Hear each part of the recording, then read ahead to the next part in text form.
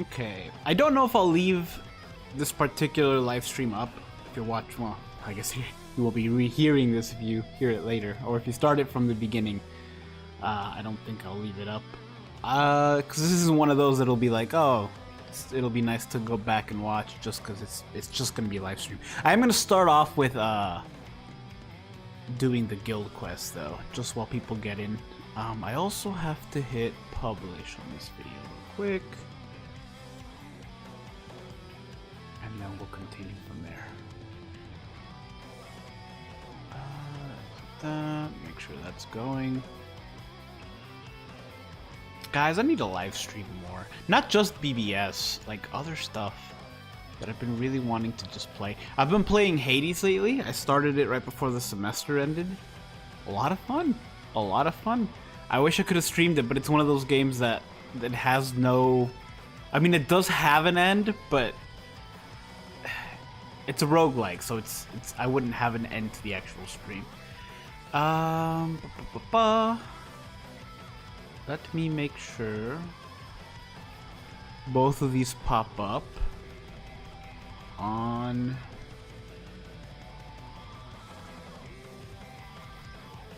the combined chat that I have here. If they do, we're good, and we can go ahead and get started. Like I said, I'm going to be doing the are you looking forward to Hades 2? I am. I just played Hades 1. I beat it for the I got past the final boss for the first time ever last night. And I know I was talking to friends even before starting it. They said you need to beat it several times before you actually finish the game. So I know I'm not done, but sweet, both chats show up. Sweet. All right. So yeah. So I know I'm not done yet. By the way, we will be doing the co-op quest. Just while I wait for people to get in here, I'm going to be doing guild quest real quick. But yeah, so I know I'm not technically done with it. I know there's still stuff to be done, but I am really looking forward to Hades 2 because I've enjoyed Hades 1. I also know that Hades 2 is gonna be, from the trailer that I saw, and I've only seen one trailer. I don't know that there's been more. It's like magic based. Like the main character is gonna be magic based as opposed to right now it's weapons. I'm sure she'll still have weapons, but they'll probably be different or, you know, something. So I'm really looking forward to that. Do I summon on this? I didn't get anybody here. No, you know what? It's already been posted on the news for BBS that on the 16th of August there was going to be a live stream for the upcoming summons and all that. So I'm going to hold off because I don't have any of these guys on this account. So it's a filler. Let me see. Am I going to convince myself live to do this? Let me see.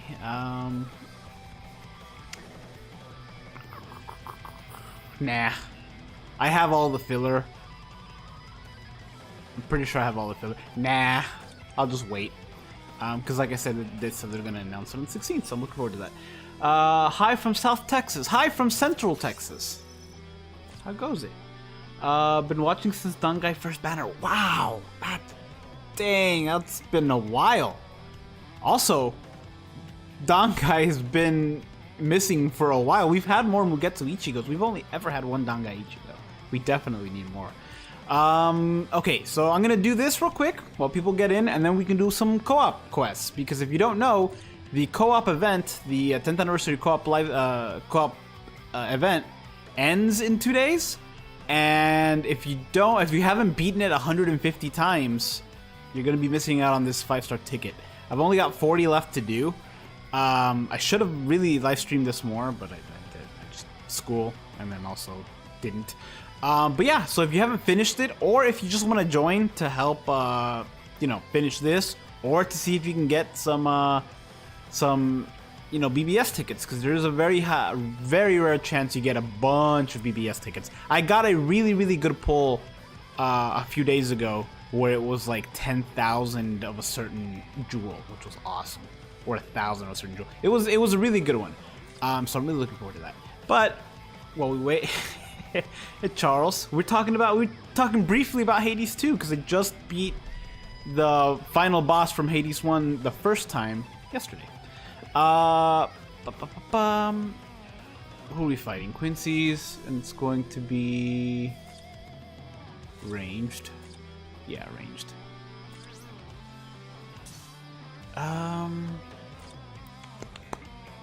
Why do I use... Oh yeah, you are ranged. Okay. Rukia. I think this is the one that has... I think Renji's the Quincy Killer on this one. Because I know they're covering all the anniversary stuff. Yeah. No, he's not. Okay. Let's do this. Max him out. Whoops.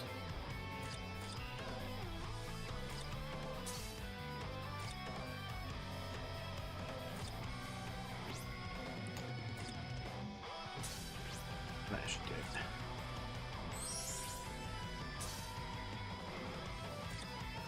And I can use him in the co-op if I want to, which will be nice. Now you gotta beat him more times. Yeah. Yeah. I know Walker said it was like 15 times, right? I don't know if it's 15 times because you get different dialogue after each ending, or if it's 15 times because that's how many you'd have to do for each weapon. And like you have to beat him once with each weapon for the whole thing to be done, or with each weapon in the different forms that it has. So I don't know. I don't know what the actual true criteria of you've beaten the game story. Because I don't care about 100%ing it. It would be cool, but it would take way too long for me to 100% that. I did not mean to do that, even though that would be another time well spent. Probably dialogue, but I don't remember. Okay, so did you beat it? Beat it? Been a long time since I caught one of your streams. Hey, Dozer. How goes it?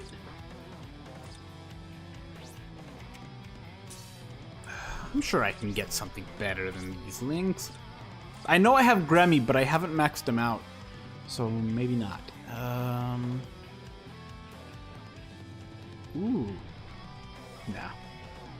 Renji doesn't have a way to really keep himself alive for an extended period of time. Yeah, this is good enough.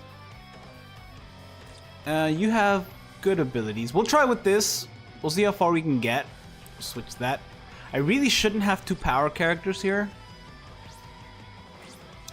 but I don't know that I have anybody else that's good enough for this. Let me see. Yeah. Okay. Yeah. It'll be this, and then I'll mess around with it later if I need to. But we'll do this once, maybe twice, and then we'll move on to co-op. They aren't event 25% bonus. Really? Like the Renji isn't? If you meet anniversary co-op, you can, but 1,000 Blood Wars. Oh, is it just them? I don't care who you take. You can take whoever. I'm gonna be taking those just to help people out. But you can take whoever. I really don't mind. Also, I don't know that I've ever seriously done. Yeah, I'm not sure that I've ever seriously done Guild Quest on a live stream before. It's really weird to control this using a controller. I'm not used to this. Lucas, hello! My summons have been really good on this account. For 10th anniversary, they were really good on this account. On this account, I got 2 Ichigos? Yeah, I got 2 Ichigos off the summons and a Rukia off the ticket, which was awesome. Off just like BBS tickets. And then for the second round, I got Renji and Ukitake. For JP, not as good. After several rounds, I eventually got Ichigo. And then after several summons, actually I posted part 2 of the summon right before uploading this. Like I posted it and then I went, no, actually if you go back, if you rewind the live stream, I started the live stream and then hit publish on the video. So I don't want to spoil it for anyone who hasn't seen that one, so I won't tell you, but I will be summoning a 3rd time on this banner on my JP account.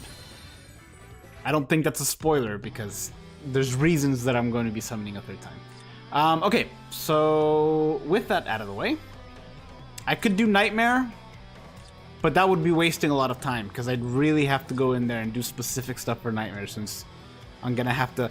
This is the one thing, I was talking with this to Bella the other day, that it was really cool that with the anniversary, or with the addition of the Nightmare mode having the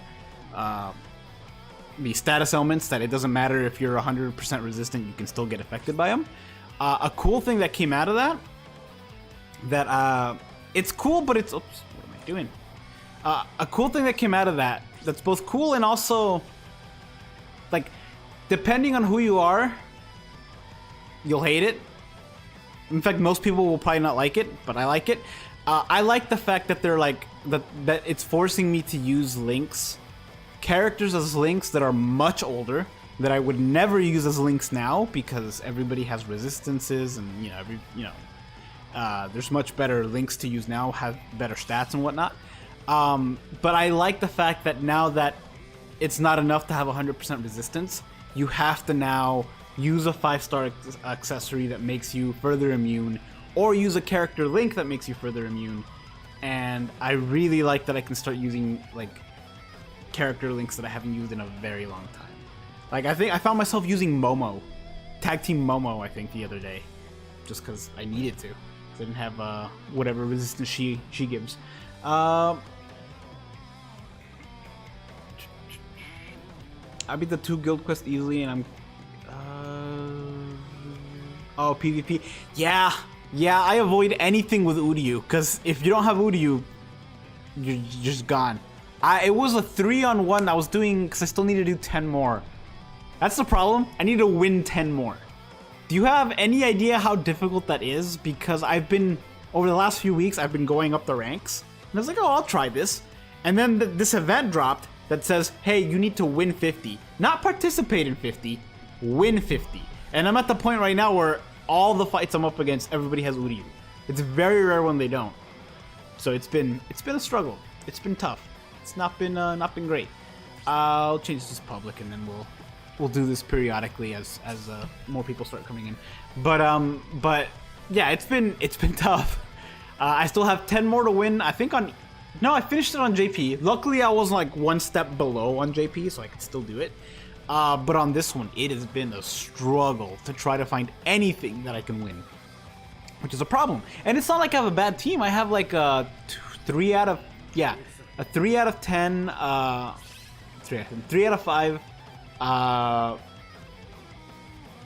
3 out of 5 Milaros, 3 out of 5 Orihime, and who was my last one? I don't remember who the last one is. Renji. Like a 2 out of 5 Renji, I think. I'm saying 2 just to throw out a number. I have Renji on the 3rd slot. And it's been rough. I had that team up against a singular Uryu. There was one person that entered with just 1 Uryu. It lasted maybe 2 seconds. Everybody just gone. It was rough. So yeah, it's to the point where you need, but it's not like you can, it's not like Uryu is the final, like, you can still beat him even if you don't have him. I've beaten a few people with Uryus, but I have a feeling it was people who had a 1 out of 5 Uryu who didn't level up their stuff, because I have beaten some teams with Uryu. It's just tough.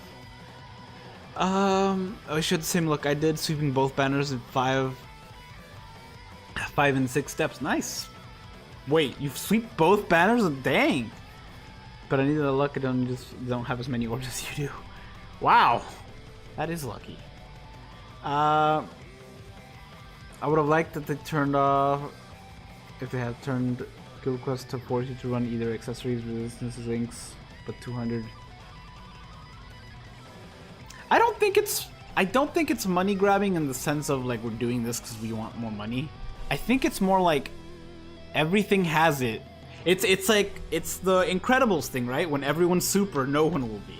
Everybody had resistances, and multiple people had 100% resistance on everything. There was some that was like, okay, he's completely immune to being weakened. This one's completely immune to being poisoned. Whatever. But we started getting to the point where, oh, are you a manga character? Guess what? I keep saying manga. Are you a 1000-year Bloodwork character? Guess what? You have complete immunity to everything. And they kept doing that to the point where it didn't really make it special. So now they're like, okay, well now we have to do this. I do also have to point out that only the really tough areas have the 200% traps. Like, it's not everywhere. Which I do like. I do like that you can still be 100% immune to something and it count for something. It would be one thing if they're like, okay, that no longer counts for anything. You just have to deal. But no, it's still, for most things, it still means something. You know? Even for guild quests, even for the very hard guild quests, it still means something. It's just when you get to the nightmare part of it, where it's just like, okay, now, now we're gonna live up to the name of Nightmare, you know?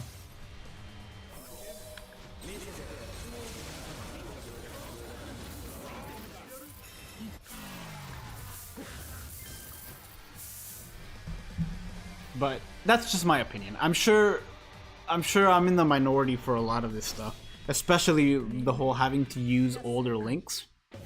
I'm sure I'm in the minority of that. Like, people want to have the strongest thing, whereas I just want to have fun and use older stuff that I haven't used in a while. I find that to be better. And it's not like I'm severely like missing certain stuff that I can only get through harder events too. Like, I think the lowest items I'm at right now is that I was running low on money recently. For the first time in a long time, I got down to like 200 and something million, which is like baffled me that I got that low on this game. Because I was powering up so many characters. I keep doing that. I kept powering up so many characters, and so then I decided, you know what? I'm gonna sit down. I'm gonna make myself a team with accessories and everything, specifically for coins.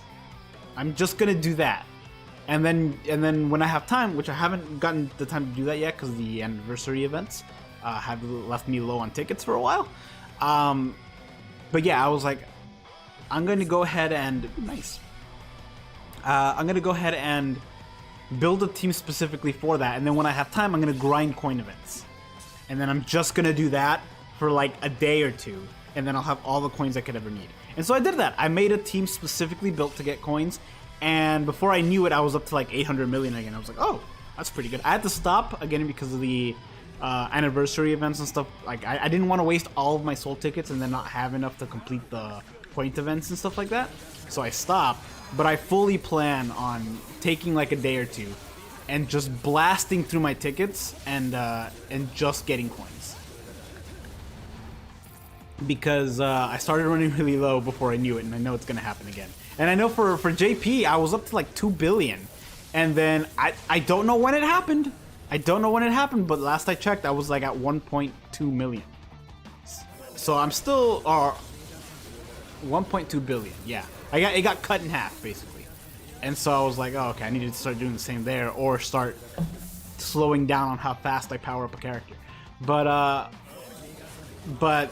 the worst one, that's the money one, isn't even the worst one. The worst thing that happened that really caught me by surprise, and there was not much I could do once it did, was the mine droplets. I ran out, straight up gone, all of them. And I was like, uh-oh, that's not good, because the droplet events aren't a thing anymore. They're kind of bundled in with other stuff. And there's only certain events, like there's one event that gives you a lot of them, but you can only do it 5 times a day. Or you can only use 5 times. You can't even, it's not even times 10, it's just times 5. And so I was like, this is a problem, because the mined Ichigo, or the new Ichigo was mined, and then a bunch of other characters that I needed were mined, that I needed to max out. And it's not like the potions here. There's no rainbow droplets. They're just the 5 colored droplets. And there was nothing I could do. I had to just wait it out. It took me... I got Ichigo, but it took me several days to get him to 2020. It couldn't... It didn't let me. And so I built a team specifically for that as well. And so I've been using that team on the droplet events to try to get extra mine droplets. But I've caught up to the point now where if I get 1 or 2 new characters that I want to max out in 2020, I can. But I cannot imagine I can do more than 2. Which is crazy to me. Because for the longest time, for years at a time, I haven't had to worry about resources and whether I'm low on them in like 8 years. It's been a very long time. And so it really caught me off guard. So I've been doing that. If they had done... Sorry, I have to go to a separate screen to view the comments, to view the chat. Out of that. Wish they had released slightly untuned Guild Cross with 200 pools. I like that they did that, and they waited. They waited, for example, between, like, they did the Ichigo one, they did the Rukia one, and the Nightmare versions of those did have the Nightmare pools, but in between them, like between them and the new banner, they also did some other ones that didn't have those respective killers for Rukia and Ichigo, and those Nightmare modes didn't have the Nightmare pools, because they knew that characters with those particular 200% resistances weren't in the game yet. And so right now, if you go to the Nightmare ones that are specifically tailored for Ukitake, for Uryu, well, maybe not Uryu, but for Ukitake, for Renji, and I don't know about Uryu, then those will have the 200 Nightmare ones because the characters are in the game. But I would imagine that if a character comes out and, let's say, has an Espada killer, right? Dang it, doesn't Uryu have an Espada? That has a killer that that there is no character out right now with a 200% resistance to all ailments that has that particular killer. Ooh, nice little haul there. I can't imagine they'll make it 200. I feel like that'll be slowly added as the game progresses, which I'm totally fine with because it'll give us more time to get those characters.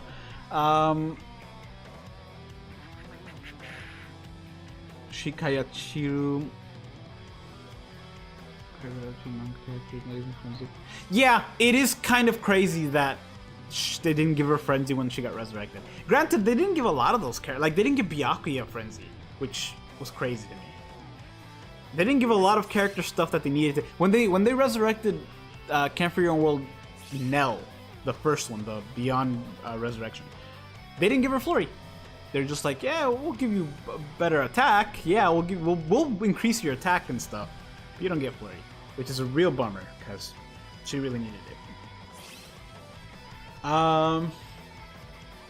That's the thing with being a veteran. We don't usually have to level up characters. When a handful of characters get leveled up, we realize how expensive. Yeah, we realize just how much it costs to do it because we don't really pay attention to it. And especially me, I don't go to like 10 a character. That little purple you see on this Ichigo right here, if you don't know, which I'm sure people watching do, but it goes from green to red when you 10. It goes from red to purple when you 5 out of 5, and then you max the 10 on all of them. Basically, you max transcend a character. I have several characters 5 out of 5. I have one character, maybe 2. I'll check after this. I'll check right now. Let's see.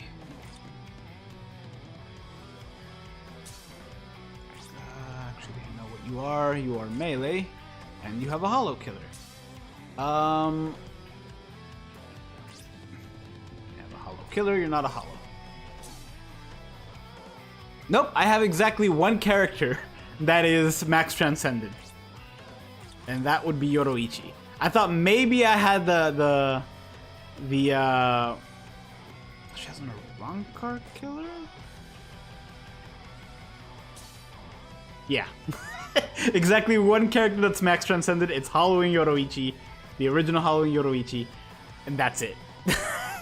I thought I had for a second. I was like, maybe if I had another one, it would be the original manga or the only manga Kisuke, and maybe manga Yoroichi. Nope, it's just that Yoroichi. And I think I could.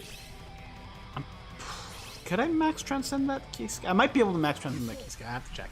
I'm not sure if I can or not. But yeah, that's it. But I know a lot of people have many characters max transcended, and so that's why for a while, like getting Hogyokus was difficult because a lot of people were max transcending their characters, and so they needed a lot of Hogyokus. I haven't needed a Hogyoku since they first came out because I just don't care enough to max transcend a character. Not that I shouldn't say I don't care. I don't. When Max Transcendence first came out, I thought if I max transcend my characters, the game will be too easy. The stuff will be too easy. Doing rewinds will be very difficult because rewinds even though I haven't done them in a while. But rewinds at the time when Max Transcended was the first thing, I thought if I Max Transcend these characters, doing rewinds will kind of lose. It'll be difficult to do, because if I Max Transcend an older character, which are the most likely for you to have a 5 out of 5 out of because they're older, then it wouldn't be a fair representation of the character when I did the rewind, because that particular version, like my character, would be Max Transcended, so it wouldn't be a fair representation of what the character can actually do. Why are you not? Oh, because I switched it.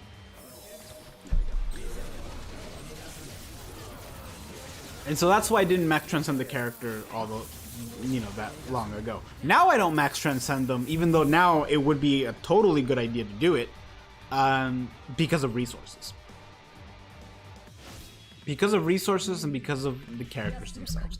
Like, for example, there are a few characters now that they're newer characters and I have them 5 out of 5, and it would be a good idea to Max Transcend them, but I can't, like, I can't be bothered, I guess, to increase stamina and defense. I just can't. I can't do it.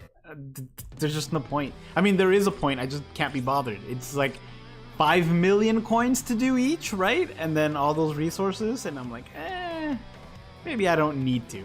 And you know, I'll let you guys take a look at the code real quick. But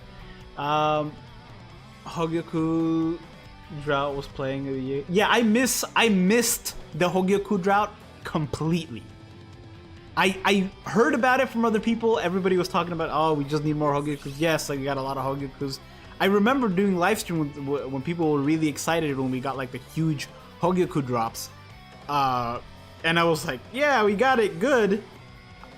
But I was never, the Hogyoku Drought never affected me because I just never did it. For that reason. Now I totally would. Let me reset that.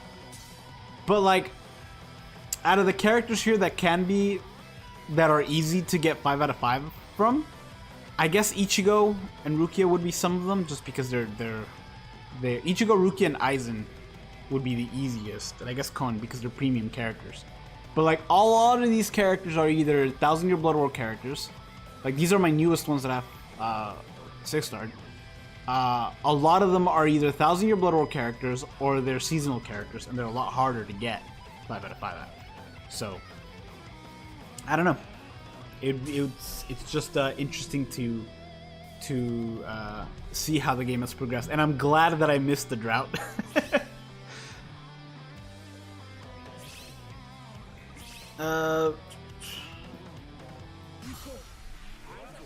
Need to catch up on the chat.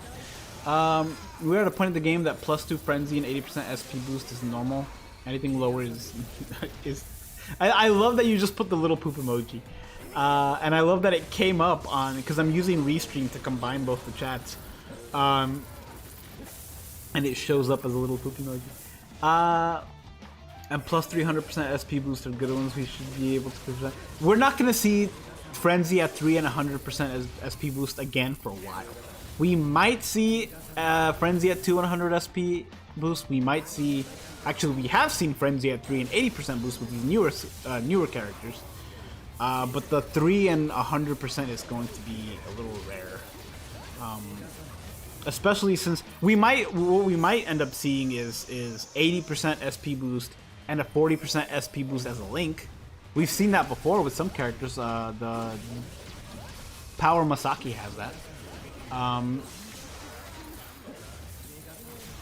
Imagine making your favorite unit a good hybrid. Dude, I wish, man. I still have that Stark, you know? The OG Stark is a character I still really enjoy the gameplay of. And I really wish I could make him better. I've done so much to make him good. I think I have him at 20, and like attack, SP, and focus are all at level 10. I just, you know, it's just not good because he's missing everything. Like he has Frenzy at 1, I think, but like that's it. Oh, that's the other thing too, is that the level increase is going up. The max level is going up as well. The whatever this is, yeah, the links You can go past, you can go past 20, and you can go past 10 on levels. The reason I haven't done it, and the reason I'm at 400 right now, I'm at level 400, and I'm not gonna touch it for a while, is because I don't like it when it's not a a nice clean number. Like, I don't want to go on there and be stuck at like, oh, I'm at level 412, you know? I want to be at like a nice, either it ends in 2 zeros or it ends in a 50. And so I'm waiting until I have enough to try that, or if I'm really stuck on a thing. Like, it's happened before with these newest Senkaimon where I'm like, especially with the Quincy stuff, I'm like, I don't have enough Quincy's to be able to beat all 9 of these. I need to think of something else, and I have to go and like raise my level, and it's just enough to be able to beat like the first one under 2 minutes, which then frees up that character, which I can then use to beat the second one in under 90 seconds, and then it's a whole thing. But it's the kind of thing that I enjoy. I do miss the old Senkaimon, but I like that the new Senkaimon adds a different kind of difficulty. I just wish they wouldn't have gotten rid of the old one, because I really miss the old one.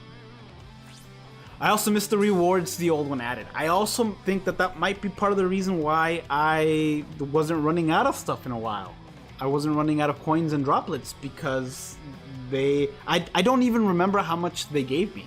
I just know that they did. And it's weird to have them just gone. Because like I don't remember how much those events gave me. I wish I knew, because I know I ran out of them after they got rid of the old Senkaimon. But I would have liked to see a chart indicating, like, I don't know if you guys have seen the chart that showed ChatGPT usage throughout the last several months, like 2025, and it showed like January through June it was like this, and then as soon as June was over it was like this. Like the chart dipped, and the reason that it dipped is because school ended.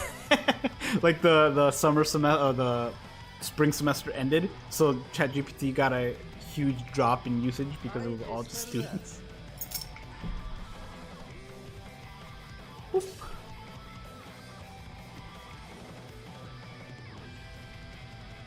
We're gonna see both Frenzy at 3 and SP boost and 200% resistance to upcoming Burn the Witch banner. I could see that. Yeah, no, I could definitely see that. I can definitely see that because they make the Burn the Witch characters to last. Like, whenever those characters come out, they stay relevant for a while. That's been the case every single time.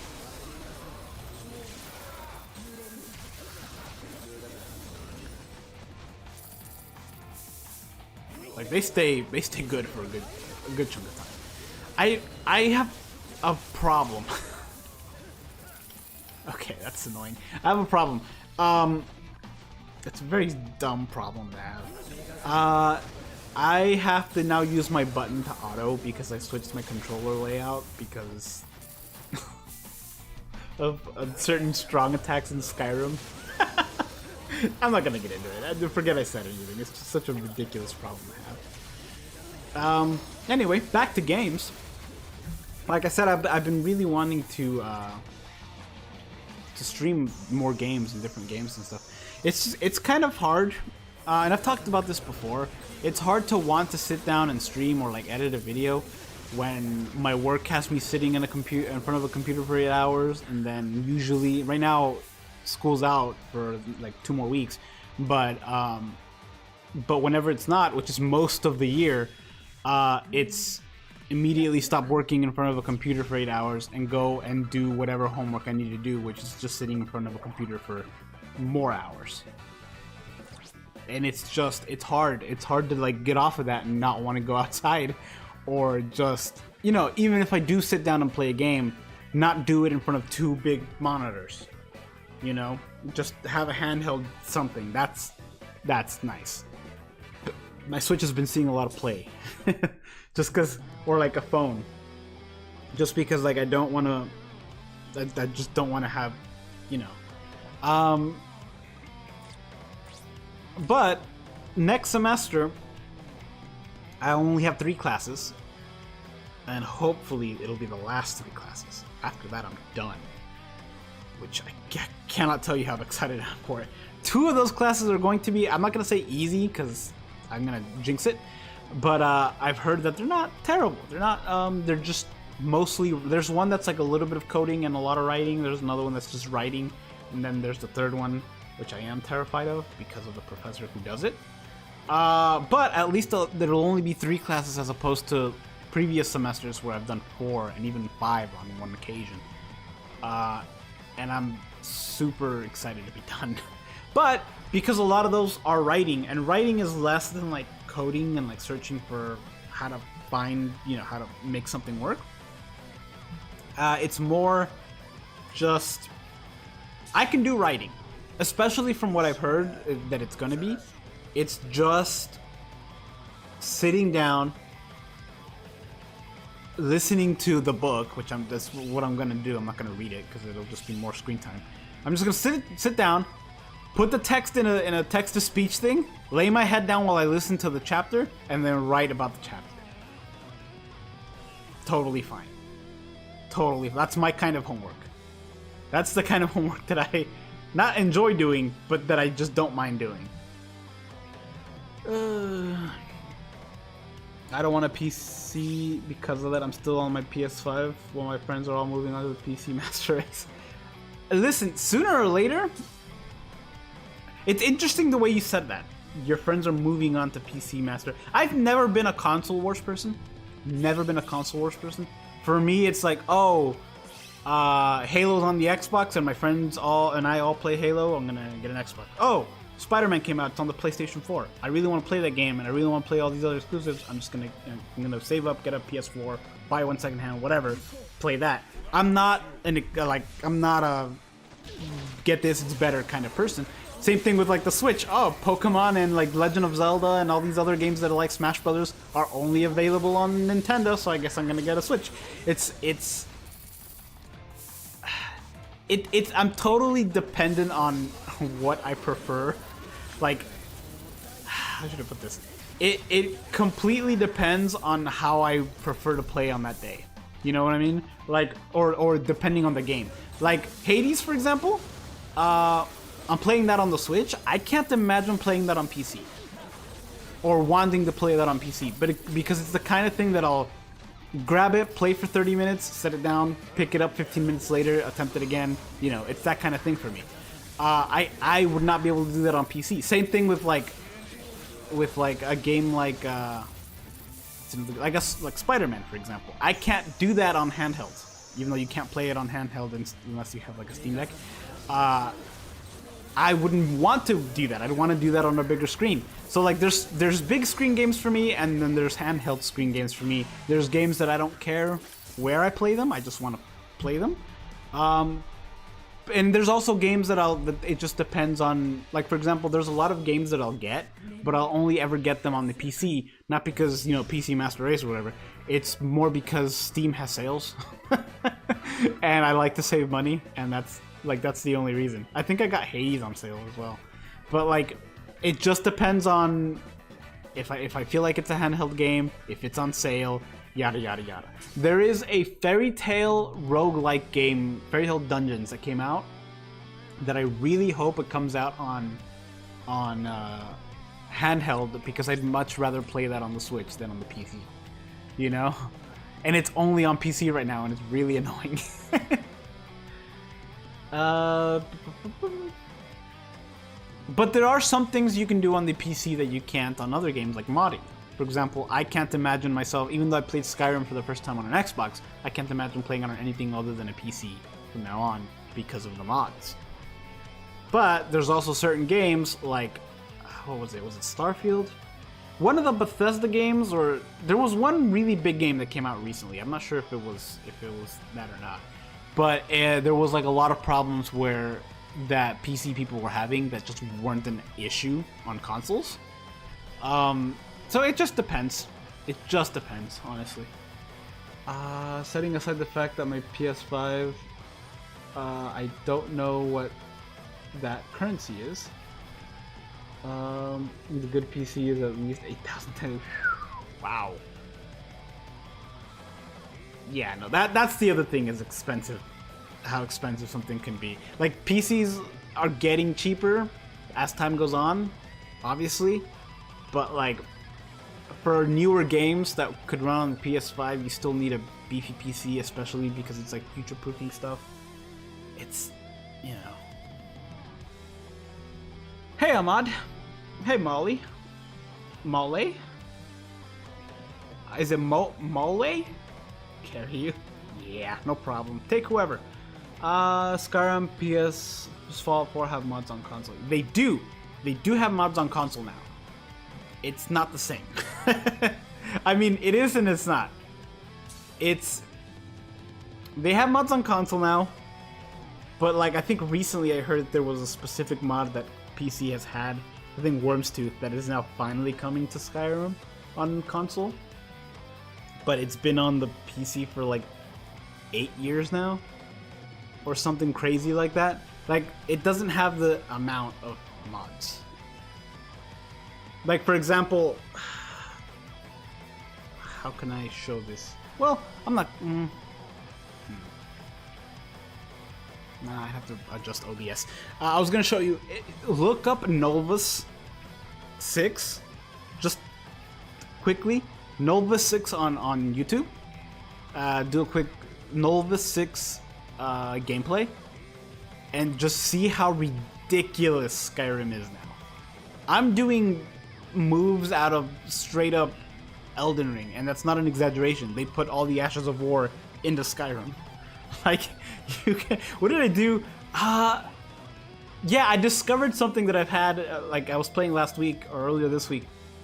I did this weird combo with my spear that, which by the way, vanilla Skyrim doesn't have spears, so it's weird to even hear that, where I was like, it was like a stab, swish, put it on the ground, use it as a pole to like swing yourself around and kick the other people, pull it back around, ground pound the spear, and a freaking Fusroda force blast shot at the end. And that was just your basic attack thing.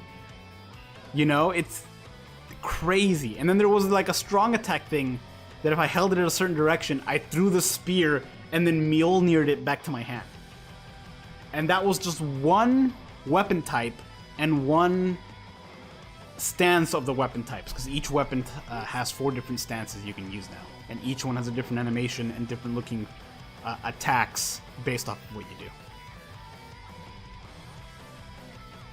That was the spear one. The sword one was like this crazy dance thing and like this jump, and it's nuts. It's nuts what you can do now. It's limited and censored. Well, the censored thing is like, if you want to go down that route, I don't care for it. But like, for me, the animations for the attacks, because like everybody always complained, and I agreed, that the animation for the attacks for Skyrim were kind of clunky.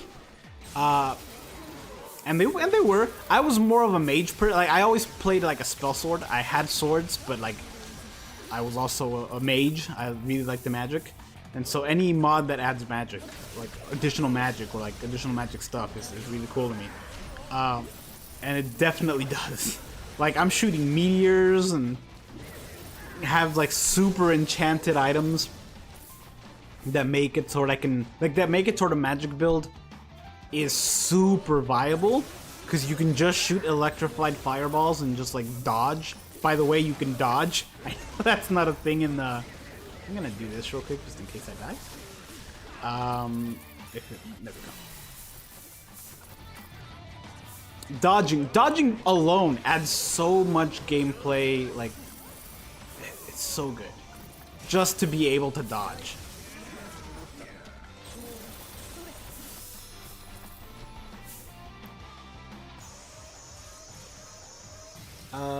There's nothing like modding CJ in every game. I thought it was Brazilian currency, but I don't know enough about the currency of the world. I wish I did. I want to be one of those people, and like, you need money or to be born before I was to be able to do this. But I always find it fascinating when people keep money from their travels from all over the world, and they'll like show you, oh yeah, Here's my collection of currency from all over the world. I went to a friend's house like a year ago and she had that. Because she went to, when we were in high school, she went on a trip. Like the Spanish teacher there always had a trip across Europe at the end of the year that people who wanted to pay for it can go. Because they got like a deal through her. Because she went every year. But she showed me, she's like, oh, here, I got these, I came back with flags from the different places that I went to, and here's the currency from the different places that I went to. And I was like, I always thought it was super, super cool. The only thing I can get myself is I think if I look around my house at the family, my mom and dad's house, I might be able to find some pesos from Mexico that they've just had from years from when they visited or whatever. And 2 years ago, when I went to Washington, I found a Japanese yen coin, like a 5 yen coin, in my hotel room on the floor that somebody forgot to pick up.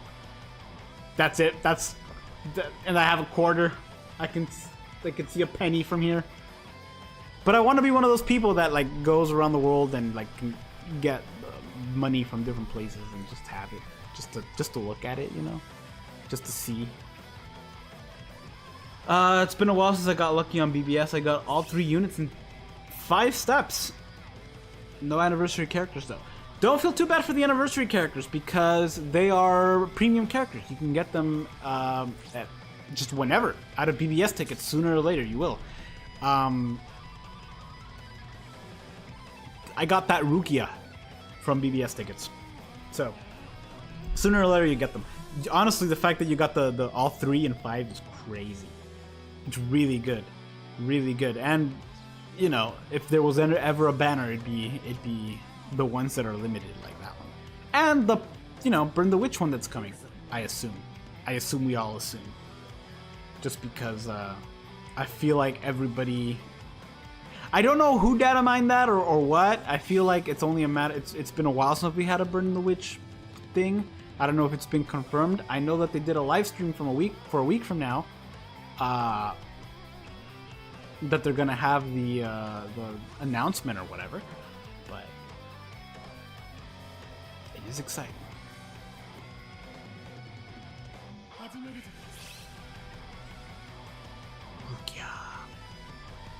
Rukia.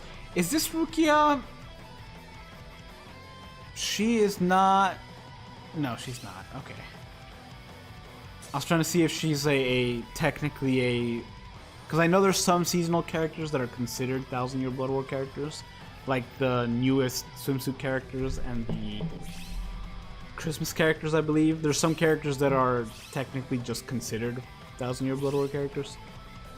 But it's harder to tell for characters whose hair didn't change that much. Rukia's did, like her hair got shorter from the time skip, but like it was a little harder to tell from, I think, the Christmas characters from 2 years ago. I think those are. And I think the only way you can tell is Momo. Not Momo, Nemu. Nemu has longer hair on that one. And that's like the only giveaway. Because Asane looks the same, and, or she looks different, but she looks different enough so it's like the Christmas getup, so you can't really tell. And Ratsu just looks the same.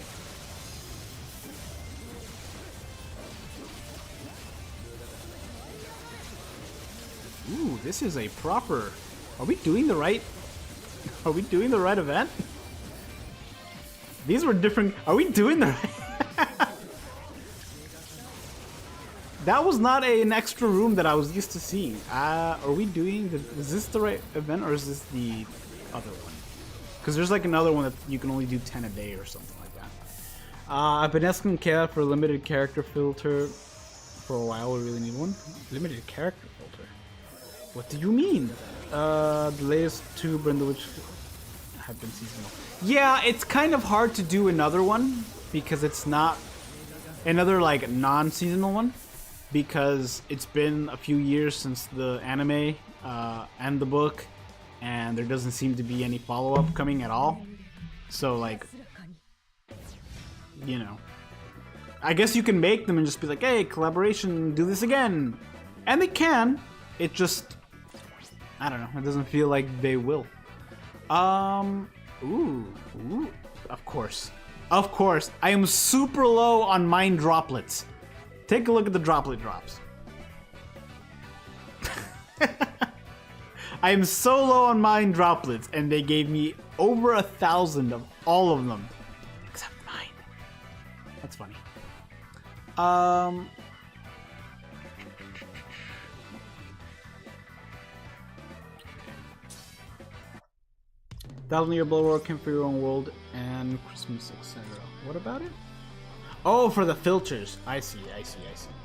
That would be pretty cool. It would certainly make doing the top 10s for those specific ones easier. I think BBS Simulator does have it though. But that other cool thing about that filter is that I can just type in VER and it gives me all the variants, or the version or whatever.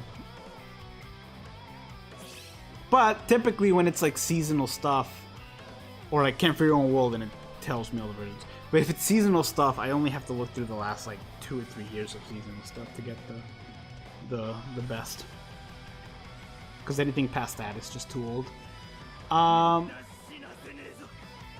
it's this Ichigo. I really like the lightning effects on that Ichigo. It's so good. I wish I could send you a 20 how do you say that? Race bill? I think it's the coolest bill we have. It's golden. Ooh, it's a golden lion tamarind. Ooh. It's the same Nicolau Leao Dorado. I know how to say Dorado. Well, because it's Portuguese, right? That's close enough to Spanish. Like to the point where one time I used to work in an office for Youth with a Mission. We got a lot of people from all over the world, and some of those people, I think, one time this lady came in, and they were trying to have me translate it, and I was like, "She's not speaking Spanish; she's speaking Portuguese." And they're like, "Can you try?" I'm like, "Okay, I've never communicated with someone speaking Portuguese, but I'll give it a shot." And I could tell what she was saying. I couldn't speak it. I could speak Spanish, and she understood what I was saying. Like, it wasn't perfect, but we got the information across. It was the most bizarre, like, conversation I think I've ever done, just because we were communicating using our own languages, but they weren't. We could tell what the other was saying, but in no world would we be able to actually speak the language. It was cool. I wonder if there's anything like that with English. Like, the only thing I can think of with English for that is if you went back in time and tried to communicate with somebody from the 16th or like from the 16th century, because like if you take a look at the literature from back then, it is technically English, but the language has evolved so much that it's near unrecognizable English. Like, you could tell what it is, but it would be like a similar thing where you're like, I would not be able to communicate with them in a regular conversation in a way that would make perfect sense for them. Like, you might be able to get your thoughts across, but it would be very different. Like, I think Beowulf, is the best example of that. If you go read the original Beowulf, you can't tell what it says despite it, I think, being written in English. But like, there's a really, really interesting story. If you like weird time travel, alternate dimension type of stories, I highly recommend finding the story of the vertical plane. The vertical plane is my favorite. I really like looking into and like listening to stories of like quote unquote time travelers and like parallel dimension people and like people who have slipped through time slips or dimensional slips, because it's all like fascinating stuff that I don't believe. I just think it's really cool, and it's the kind of thing that I don't believe, but I want to believe it, and I want it to be true because it would be really cool. But the most interesting one of that, ooh, nice, we cleared it, was one called The Vertical Plane, and it's basically a story of these people in like the 1980s who owned a cottage in England, and weird things started happening, like poltergeisty things started happening in the cabin. like furniture would be stacked and like plates would be, you know, stacked in a weird form, and it was like this weird stuff would happen. And the guy was an English teacher. Was he an English? He was a teacher at a nearby school. The guy who owned the cottage. And this was the 1980s, back when, you know, not everybody had a computer. He had to go and rent a computer out to bring it home, which he did because his wife or his girlfriend at the time was writing something, and so he brought back that computer. And then, you know, they went out for a walk or something, and when they came back, there was a message on the computer, and it was like this really bizarre message, sort of saying hello. And then they were like, that's weird. So then they wrote back on the computer, and they just kind of left it. And then when they come back, there was another message.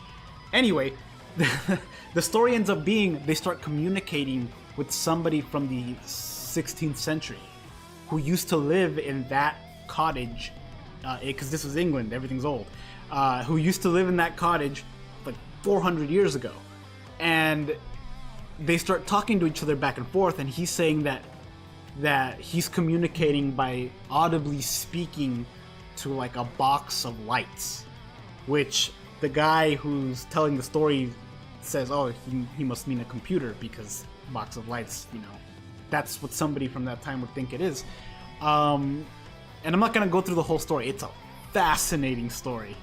But the point of the story, the point I'm trying to make is, as they were communicating back and forth, all the messages that he was getting from the guy from the past, he had to then write down or print or whatever and take to one of his colleagues at the school he worked at, because he couldn't really understand it. Even though it was English, it was like 400-year-old English, and it wasn't quite the same. So he had to take it to his colleague, who also taught at the school, who majored in like history and English, to kind of translate to modern English what the guy was saying, so that he can then reply. And so it was just such a weird, it's such a weird story. Doctor Who / Mother of Learning stuff. I have never heard of Mother of Learning. I'll have to look into that. But I have heard of Doctor Who stuff. But I'm talking real life stuff though. I'm talking like real life events where something happened that either can't be explained or is a hoax, but like nobody's quite figured it out yet. Like, I don't know if any of you have heard of the John Titor story. That's also a really fascinating one that I'm pretty sure that one's been solved at this point. But there's still like a slight mystery of maybe it's not solved yet, and there's no way of telling. Like, there's somebody who knows, but there's no real way of knowing yet. But it's, if you ever watch Steins Gate, the anime, John Titor, which is a real life event that happened in real life, you can look it up, but that plays a big role in that event, because that's like the inciting incident of what happens in that anime is John Titor. But it's basically, if you're not aware of the story of John Titor, it was a time traveler who came back in like the year 2001 or something, and started back in early internet stuff, and started posting online saying he was a time traveler. He came back to do specific things and stop certain things from happening, stop certain wars, stop, you know, whatever. And like, obviously people thought it was a hoax, but he was like, whether you believe me or not, it doesn't matter to me. I've done what I came here to do. I'm looking for an IBM 2100 or something like that. He was looking for a specific computer, and he was saying that he was looking for it because it had the capacity to do like a specific thing he needed that just wasn't available in his time. And everyone was like, whatever, it's a hoax. Until IBM, like the company, came out and said, yeah, no, he's right. It has the ability to do that, except nobody outside of these particular groups of people working in this company know about it. There's no way anybody outside of these people should know about that, so we don't know how this guy has that information, that he can do that. And so it became like this whole big thing of like this big mystery, and like there's one lady who's like entrusted with like a secret, and then like it has to do with like it's a crazy story, and since then many people like many people have come out saying, yeah, I was John Titor, but then a lot of them were like no, you weren't. And like they were proven wrong, or they finally admitted that they weren't wrong. I think right now there's like 2 different parties that have a credible, believable story that they were the real John Titor that pulled the hoax back in the day. But because there's 2 different people that both have a credible, or 2 different groups that both have credible like reasons to believe that they were John Titor, you can't really know who's telling the truth, and the one lady who might know can't say anything about it because like John Titor said that when he came back, she would be able to confirm that it was really him, based on a specific song. Like it would be he would tell her a specific song, and if it was the right song that he told her all those years ago, then she would know that it was really him. And everyone who's come out and says, yeah, I'm John Titor, has had to be like, this is the song that I told you I would tell you, and to all of them, she's been like, nope, that wasn't the song. So like, there's no way of telling who has really been, who was really John Titor. But it's such a fascinating story it was like the original time travel story that got big, you know? There's also that other story of, and I'm sure you've seen this, if you're interested in this sort of thing, you've seen this. But it's like it's a famous picture of the photographer. It's like a photographer waiting in front of a train station, in like back in the day. It's a black and white picture, except the guy's got a shirt on with a logo on it, which a lot of people say wouldn't be possible at the time because the technology to print logos wouldn't have been there. He has a modern looking hairstyle. He's wearing like a hoodie looking thing, and he's got like sunglasses kind of he looks very, very modern, except it was a picture taken way back in the day, and there's no way that could have been the case. And I think that's been debunked as well, I think, because I think they said that the technology was rare, but printing on t-shirts was technically possible or something like that. But it's such a fascinating rabbit hole to go down, like looking at time slips and like time travel stuff. There's the other one from the guy from the Ukraine who was found on the beach, and he was saying he was from all these different, like this place in Ukraine, but way back in the day, and he had a picture where he looked identical standing in front of the shoreline that had cities in the background. Or it's crazy. It's crazy. It is so fun. It is so fun, but it's also like, I watch certain things where they talk about it and then they're like, oh, here's why it's debunked. I hate getting to the debunked part because I like the mystery of it all, even though I know it's not really possible. It's just kind of fun to imagine. That said, if you go and listen to the first story I talked about, the vertical plane one, the one with the guy communicating with the guy on the computer, to this day, even though him and the girlfriend split up, and that would be a good like indication of getting one of them to spill the beans on the other, they both say that it really happened. And there's one thing that can happen in the world that if it happens, then the story is true, you know. And I think everyone's who is reeled in by that story is just waiting at this point to see if that really happens. And that's the kind of thing that I really like. It's fascinating. That sounds like the story for a movie. I'm sure they've made a John Titor movie, like at least where he's a prominent character. You know, like I said, they made that anime, and he like the whole John Titor story is very, very prominent in that anime, and it's really good. It's got like a 9.9 out of 10. It's a really good anime. It's a kind of show that after you watch it, you're like, okay, I have to now watch something lighthearted because that was a lot, in a good way, not in like in a bad like you know. It's just the kind of thing where I just had to sit down and watch like Konosuba afterwards because I'm like, that was a lot.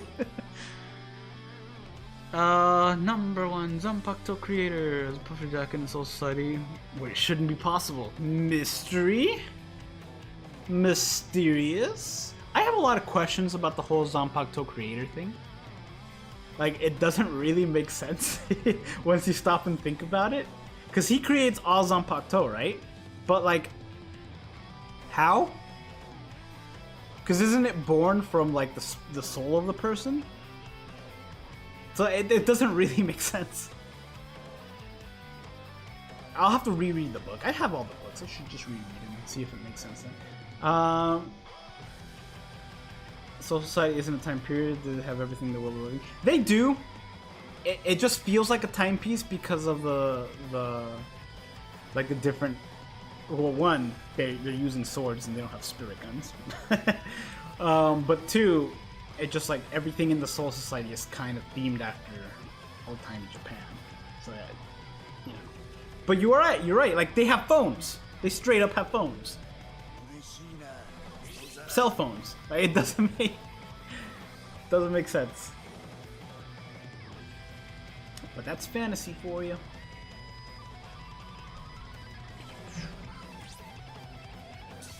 I am not looking forward to winning 10 more PvP fights. That is so much to ask for. If you don't have Uryu. I feel like it was somewhat balanced up to Uryu. Like it was getting. For so long we were at one person's at number one, and if you don't have that person, you're just out of luck. And then slowly it started to get more balanced, and I feel like we were not 100% there because there were still some characters that were a lot better than the others, but we had multiple of those characters. Like there was a lot of variety on teams that I was seeing as I was climbing up the ranks. But now it's just if you have Uryu, if you don't have Uryu, don't worry, don't even think about getting high up there.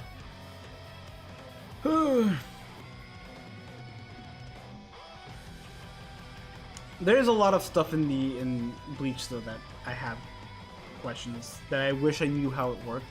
Like Renji and Rukia had a kid, but is that kid like that kid's in the Soul Society, except she never really had she was never alive, you know? Does that make sense? And also, like, we've seen people in the Soul Society that were also dead at one point. Like, you see in one of the first episodes, the one that kind of introduced Chad, we see him save a bird. The bird was put in there by the bird was a boy spirit who was put in there by a hollow. Eventually, they freed the bird. The bird went up into the Soul Society, right? Eventually, they get to the Soul Society. They meet up with Boy. He's there again, and he's like, "Hey," I'm here. I found these nice people to take care of me or whatever. But look at the state we're living in. It's all right, but other people have it worse. Yada yada yada. Either way, they meet up with Boy. If that kid eventually becomes good at fighting and such, he can become a Soul Reaper, right? And then, like, how does that? Does that mean all the Soul Reapers were at one point alive? I guess that's what doesn't make sense. Ooh, daughter being reincarnated Senna is a good. But wasn't Senna? It's been a while since I've seen the movie. Wasn't Senna just not? No, she was, because they went to visit her grave, right? She was like an amalgamation of other people, but she still had like a central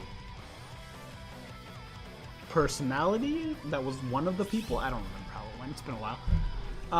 Did you know that Nimaya's name is VR reference? Wait, what?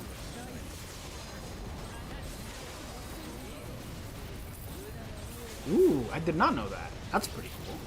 I would like to know. I like knowing about that kind of things when certain characters are kind of named after real people, or like their inspiration came from real people. Who did I? There was something in recent that I was watching recently that I was like, oh, this is sort of a play off of this other character. I've been watching. I stopped watching anime for a while, and I do this periodically, just because I get busy and there's just no time. But I've sat back down recently and I decided, oh, I'm gonna see what I've missed, get caught up. There are so many isekai / fantasy anime that have started in like the last month that I want to watch, but I can't sit down and binge because they're only like 4 or 5 episodes in, and I am super frustrated because I want to watch them to their entirety, but they're just starting. And I know a lot of people are getting sick of the whole isekai fantasy world trope because there's so many that come out because of the success of like Slime and like all these other ones that do it and they're really good. There's just all these other ones that do it and they're not as good, but I still really enjoy them, and I hope that they continue making more as fast as they are, because I'm in the minority of people who just wants them to keep coming. That's like my favorite genre right now, is like sit down and watch a 12 to 24 episode isekai where somebody gets transported to another world. I don't care if it's like a fighting anime or if they're just farming, or if they're just coming in and bringing in their like knowledge of the outside world into this fantasy world. That is my favorite thing. Is I came into this world, I'm going to bring you guys the knowledge of pizza. That's my jam. So no free. Oh, I have watched Frieren. Frieren is very good. Frieren is very good, and it's that kind of thing. It doesn't even have to be isekai. That one's just you're in a fantasy world. Isekai in the sense of I got transported to another world. I've been watching The Silent Witch. That's not an isekai. It's just a fantasy world. That's been really, really good. I've enjoyed that a lot. The Water Magician has also been really good. I've enjoyed that. There's like several of them that I'm just like, and I don't like doing it. I don't like watching several things at a time, because then like I'll skip a week or whatever, and when I come back I'm like, which one was this? Which I like sitting down and binging it all. You can't tell. See, you're in the majority. You're on the people that are right, in my opinion, Lucas. I know you are correct, and I understand that you are correct. People are sick of isekais and they want different things. I understand that is correct, and that is the correct way to view things. I am in the minority here. I want them to keep going. I want them to double up. I would be fine if that's all we get from now on. I do not care. I was done with the Sword Isekai came out when the Sword Isekai came out. The vending machine came. The vending machine one, there are some I will watch and enjoy most of them. There are some that I'm just like, okay, I can't. You know? The sword one was okay. I haven't finished it. And I don't know that I probably will eventually if I'm bored or whatever. Sword one was just okay. The vending machine one, I think I watched all but the last one. It was too. The gimmick didn't bother me. I liked the gimmick. I really did like I'm back, I'm a vending machine.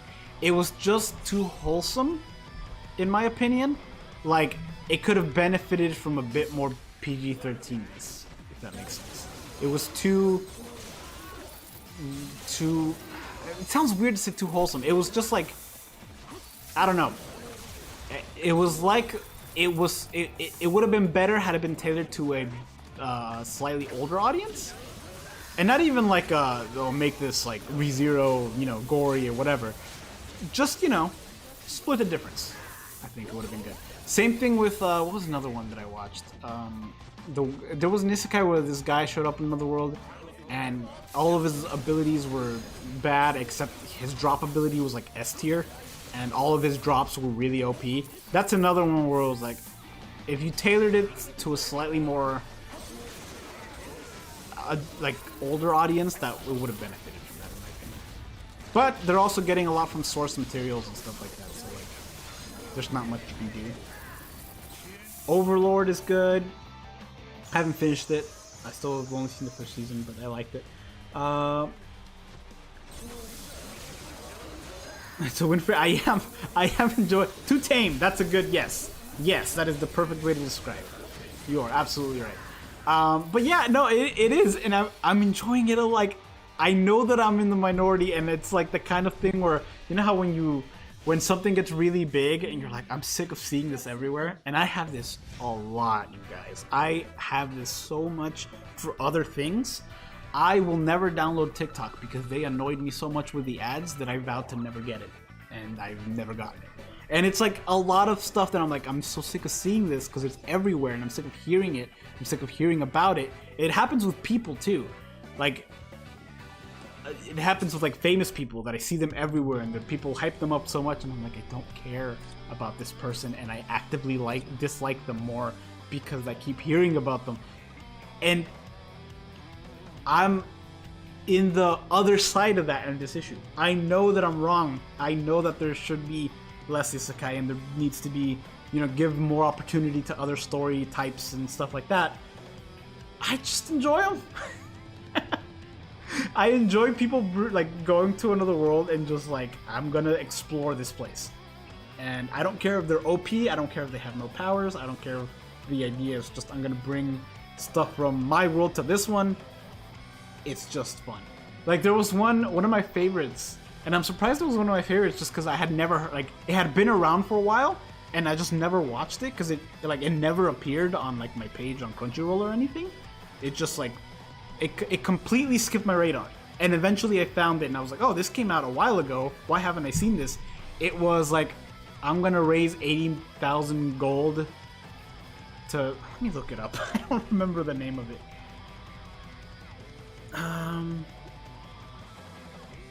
Let's do this. The heck? Okay, never mind. I guess I won't look it up. It's like, I'm going to raise 80,000 coins to retire in another world or whatever. And it's this girl who falls off of a cliff. She doesn't die, but she gets like teleported to a different world. And then she gets the ability to go back and forth from Earth to this other world. And she's just like, oh, I'm just gonna start a business and sell stuff from my world in this world. Get gold, take that gold, bring it up to Earth, change it for cash, and just do that. And that's the whole show. And it's just good. And it's like one of my favorite, I don't want to say one of my favorite anime, it's one of my favorite isekais because it's just that. There's no like, there is like a high stakes event that happens or whatever, and she's gotta save people, but like the parts that I enjoy are that. I know, right? The Pascality. Yes, that's Pascality. It's funny because Pedro Pascal's going through the same thing that a lot of actors are like. A lot of actors have gone through this, right? You've seen it with Chris Pratt when he was Mario, he was Garfield, he was Star-Lord, he was like the voice in that one Pixar movie. It happened with him too. It happens with a lot of people, and just Pedro Pascal's the next one right now. It just so happens to be the case. The problem with that is that I went to go watch Fantastic Four, and it was good. It was a good movie. I enjoyed it a lot. I couldn't not see Pedro Pascal. Like, I couldn't see Mr. Fantastic. All I saw was Pedro Pascal, which is a problem because, like, I haven't. The only other Pedro Pascal movie I've seen was like Wonder Woman 84, which was horrible. But that's the only other thing I've ever seen with him in it. But because he's everywhere, he was just, I could not see. I could not see him as the character. It just really it took me out of it a little bit. So you know, the movies run and shows run the risk of doing that when they do that. Want more of Overlord Konosuba? Yes, Konosuba is so good. Konosuba is my favorite. Is one of my favorite top 3 anime in my opinion. I just enjoy it so much because it's like it is your stereotypical guy dies, goes to another world. Except from there, it's like he's supposed to be this hero, or where you normally get the main character being the hero of the world. He's just a dirtbag, and everybody in the party is like the worst. But because they're the worst together, they just like stumble their way through like demon generals and like these other things. So good. The Uncle one is really, really good. I'm sad it's only on Netflix because I'd like to watch it again. It's really good. Does it still only have the one season? Did they ever make more? I've only ever seen the one. And you're right, that is a reverse guy. I think the idea of that is so clever. And I like that he's not back on Earth. He's not facing any threats on Earth. He just has those powers. He just happens to have them now. Did you miss the summons? There was no... I don't think I haven't set for summons, right? I didn't put the title. I'm not summoning on... Yeah, I'm not summoning on this. It's just a co-op stream. Shangri-La Frontier, yes. I am... It's funny you say that. I am in the middle of Season 2 right now. I started watching Season 2 when it first came out, and then I stopped because school and stuff. And then I was like, oh, I stopped in what I thought was like, oh, there's only 3 episodes left. So I'll just wait till it's long enough so that I forget Season 2 and I'll rewatch Season 2. And then I checked last night. No, there was like... Let me do the math here. There was like 12 episodes left that I had. No, more. There was like 14 episodes left for me to watch from the ones that I stopped. And I was like, wow, I was way off. So I started it again last night. I started Season 2 again last night because I had already seen Season 1. Lucas, if you haven't seen Shangri-La Frontier, I do think you'd enjoy that. And if you haven't seen... Well, because you said you only want more Overlord and more Konosuba, so I don't know if you've seen it or not. It is really good, and it's not a... It's like the best example of a chill, no-stakes anime, I think. That's really, really good. Because it's not... He doesn't get teleported to another world. They're literally just playing a game. It's not stakes, like they're not trapped in a game or anything. They're just playing a game. And it's just a good... That's like the best part about that, is that it's just people playing a game. You're just watching them play a game, and it's so good. And then Moonlit Fantasy, Tsukimichi, I think is what it's called. Tsukimichi Moonlit Fantasy. If you haven't seen that, that's up there for me as well. I really enjoy that. I'm excited for more of that. Because it's like... It is another one where the main character's super overpowered, but I think it's the main character, like, his personality I really like, because he's just like, I know I'm strong, I'm just kind of trying to take care of me and my people.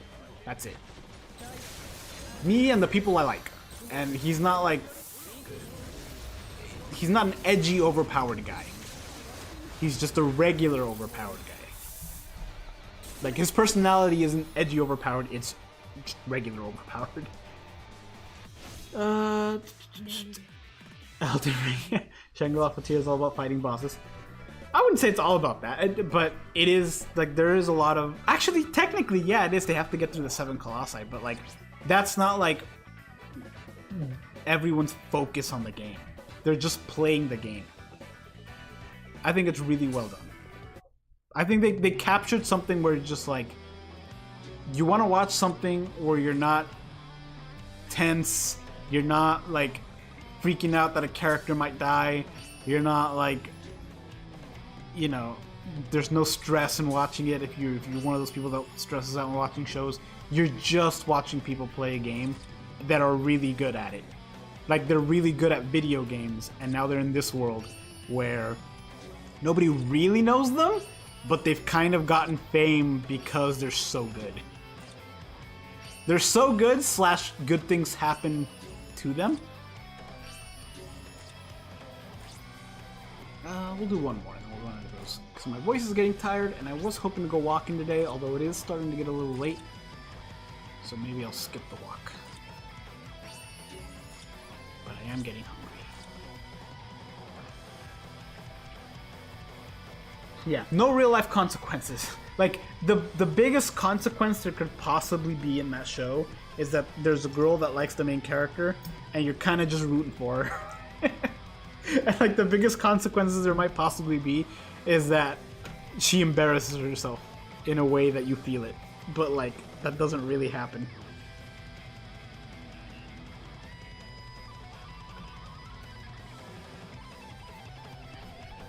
It's also fun to see that, like, you don't...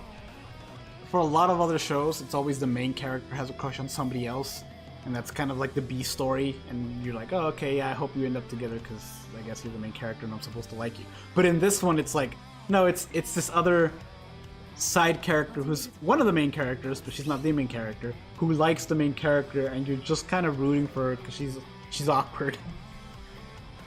She's awkward, but also insanely strong. It's a good show.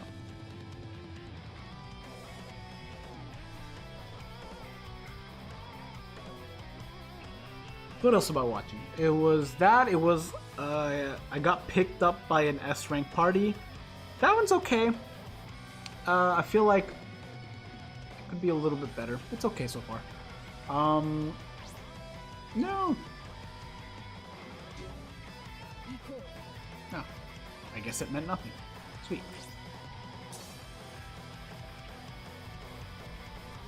What else am I watching? Like I said, there's a few things that I've turned on and I've been watching. Right now, I'm going through Shangri-La Frontier. I also have to. There's also a bunch of stuff I have to finish. There's that one show, How to Love Your Elf Bride. I'm halfway through that. I do want to finish it, but like the episode that I just finished was kind of a good stop for now. So I don't know when I'll pick that up again. And there's some shows that happens with me a lot. Is that I'll get to at the end of an episode where there is no cliffhanger, and I'm like, oh, okay, I could see if it stopped right here, it would be good, even though there's like another half to this show, and I just don't sit back down and continue it, you know. And there's also a bunch of shows that I want to watch that have either been announced that they're going to be dubbed, and I want to wait to watch the dub, or they're not dubbed and I'm just kind of waiting and hoping. And I wish I wasn't like that. I don't mind sitting through and reading, but usually when I'm watching a show, unless it's like something that's really got me engaged, I will be playing something else on my phone, or like doing other stuff, or grinding BBS, or in this case playing Hades, right? In recent days. Or like we'll have other stuff going on where I'm doing something else. Even if 80% of my attention is to the show, I'll be doing something else, assembling something, whatever. But I can't do that if it's subbed, because I'll have to sit down and read it. And for some shows, like once I start them, like if it's really late at night and I really only want to do one thing, then I might start a sub show, assuming I'm not too tired to read. And at that point, if I get hooked on that, then at that point it's like, okay, even when I'm not tired, I'll continue it. But I can't start one that I know will be subbed because I know I'll want to do something else. You usually skip the longer names. I am all in for the longer names. The longer the name, the more fantasy it is. Gacha Ikuta, it's... What is that? I hate it when starting anime is just 3 episodes is torture. What is that? I haven't heard of that, no. What's the premise? Premise me. There's one with a ridiculously long name that's coming out soon. That they shortened it because they had to, because the name is just ridiculous. That I remember reading like the first 2 chapters of, and I thought, oh, this is pretty good.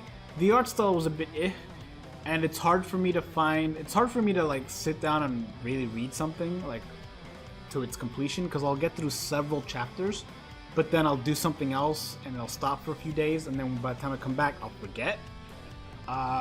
So that's a problem. It's an annoying problem that I have, that I wish I didn't, because there's quite a few stuff that I've started that I'm like, this is really good, I want to continue this, but then if I started continuing it now, I'll forget where I was. I'll have to go look for it, and I'll forget everything that happened till then. Like the blacksmith, there's a manga out there. It's not a show, but it's like this guy who everyone gets an ability at birth, or a job, I guess, and his is blacksmithing, except it's like extremely overpowered. Like it's such a rare job, and it's considered to be the lamest. It's another trope that, oh, you got the lamest job, but it's actually overpowered. Speaking of which, because I like all these, you know, fantasy anime or whatever that there's so many of, I've noticed so many trends. Like they could be subgenred in a way that's funny. There's so many of them that they can be subgenre. Like, there's so many. There's obviously isekai that encompasses all the otherworld stuff, even the ones where they don't get transported, they're just otherworld. Then there's the ones where I'm a healer. There's like, I can think of at least 3 where it's just like, I'm a healer, this is my gimmick. There's, I got kicked out of my party. So now X, that's another one that's like, there's so many of those. And then there's of course the, you know, I'm super overpowered, this is what I'm doing now. There's the, I died, so I'm gonna take it easy on this other life. Except world circumstances don't allow me to take it easy. And there's some stuff that's like combined where you are a healer and you got kicked out. There are so many that it's just like, I got kicked out of my party, now X, you know? And turns out I was the key to my party's success, but they didn't know. There's so many of those. No specific healer fantasy story. That's the only one I haven't seen, and I don't intend to watch. I know which one you're talking about. I think I'll pass. Fullbringer power system, and the MC is looking for revenge because the adopted parents got killed. Wait, what? Fullbringer? Ooh, Fullbringer power system. It's such a good system that you don't really see in a lot of things. Hold on. Get out of that.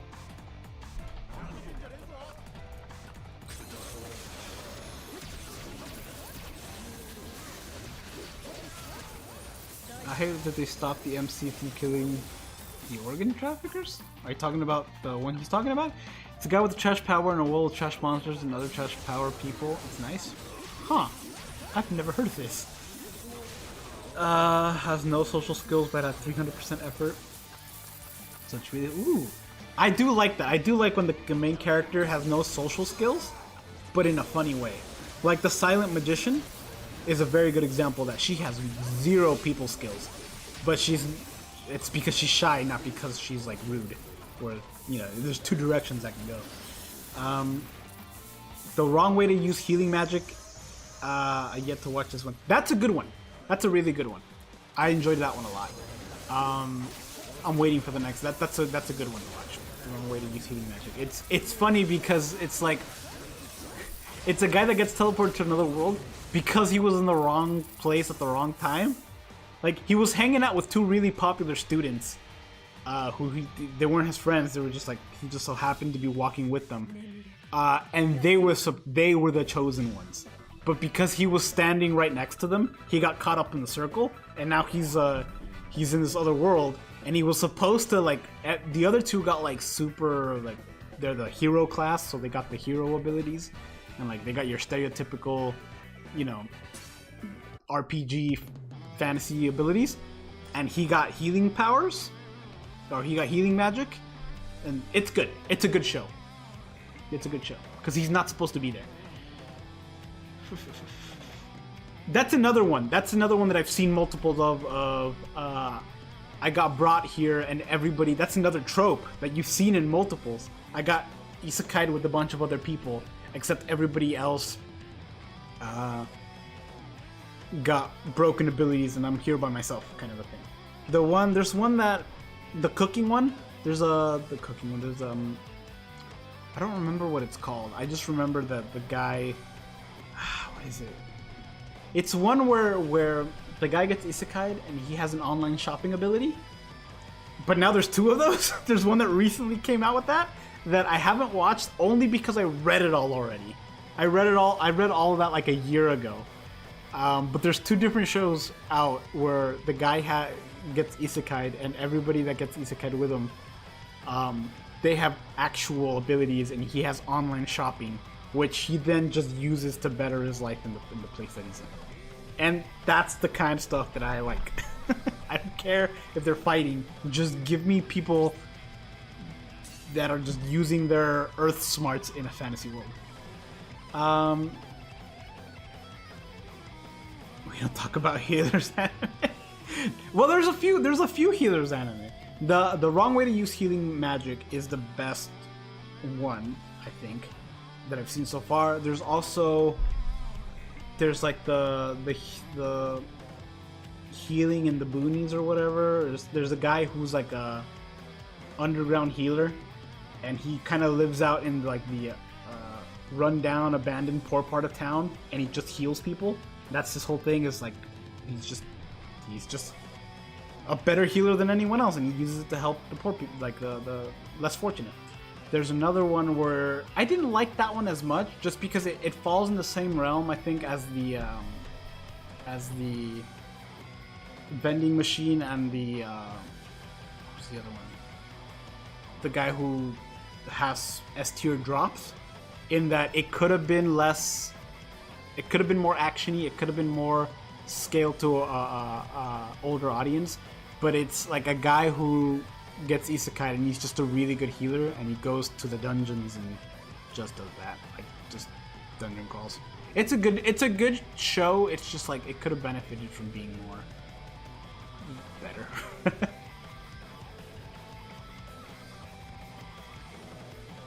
I guess it is technically the shield hero trope, isn't it? It is technically the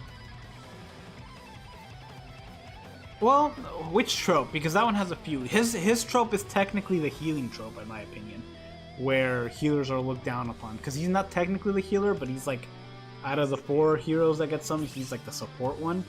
So it technically falls under that. The Saints, yes, the Saints' magic is omnipotent. No, that's a different one, right? That's the one with the lady who... Yeah, that's another good one. There's also the other trope of isekais of, oh, I got put into a dating game or whatever. I'm in a dating simulator or whatever. And surprisingly, the ones that I've seen are actually really good. Like, it surprised me. I'm like, wow, this is actually good. There's one that it's just trapped in the dating sim. Guy who dies shows up in a game he beat for his sister, and he's like the mob. He's just like a generic NPC from that world, but he knows everything about that world. And that show has like comedy, not on par with Konosuba, but very close. Very close. It's like it's as if they watched some of these abridged series, and they're like, you know what, we're gonna hire some of these people to help write this show, and they went with it. Because it's a funny show for what it is. It's really good. The main character's personality is very it's like Kazuma's personality if Kazuma was competent and knew what he was doing and that it would work. I highly recommend it. There's also another one that I haven't finished yet, but it was dad got trapped in a dating sim, and it's like this 50 or I forget the name of it, but it's like this 50-something-year-old guy who gets into an accident and he wakes up in the body of a villainess from a game that his daughter was playing, and like he tries to play the role of the villainess because he's like, I guess I gotta play my part. I don't want to do it, but it's my part. Except everything he does, because of the good-hearted person that he is, it just comes across as like wholesome and good, and he's just a good guy in the body of the female villain. It's just a good show, and it doesn't take itself seriously. It's the guy's technically still alive. It's weird, but it's funny. It's good. What's another? There's a few of those. There's other ones that are I am the villainess that I haven't seen. There's also another one where let's see.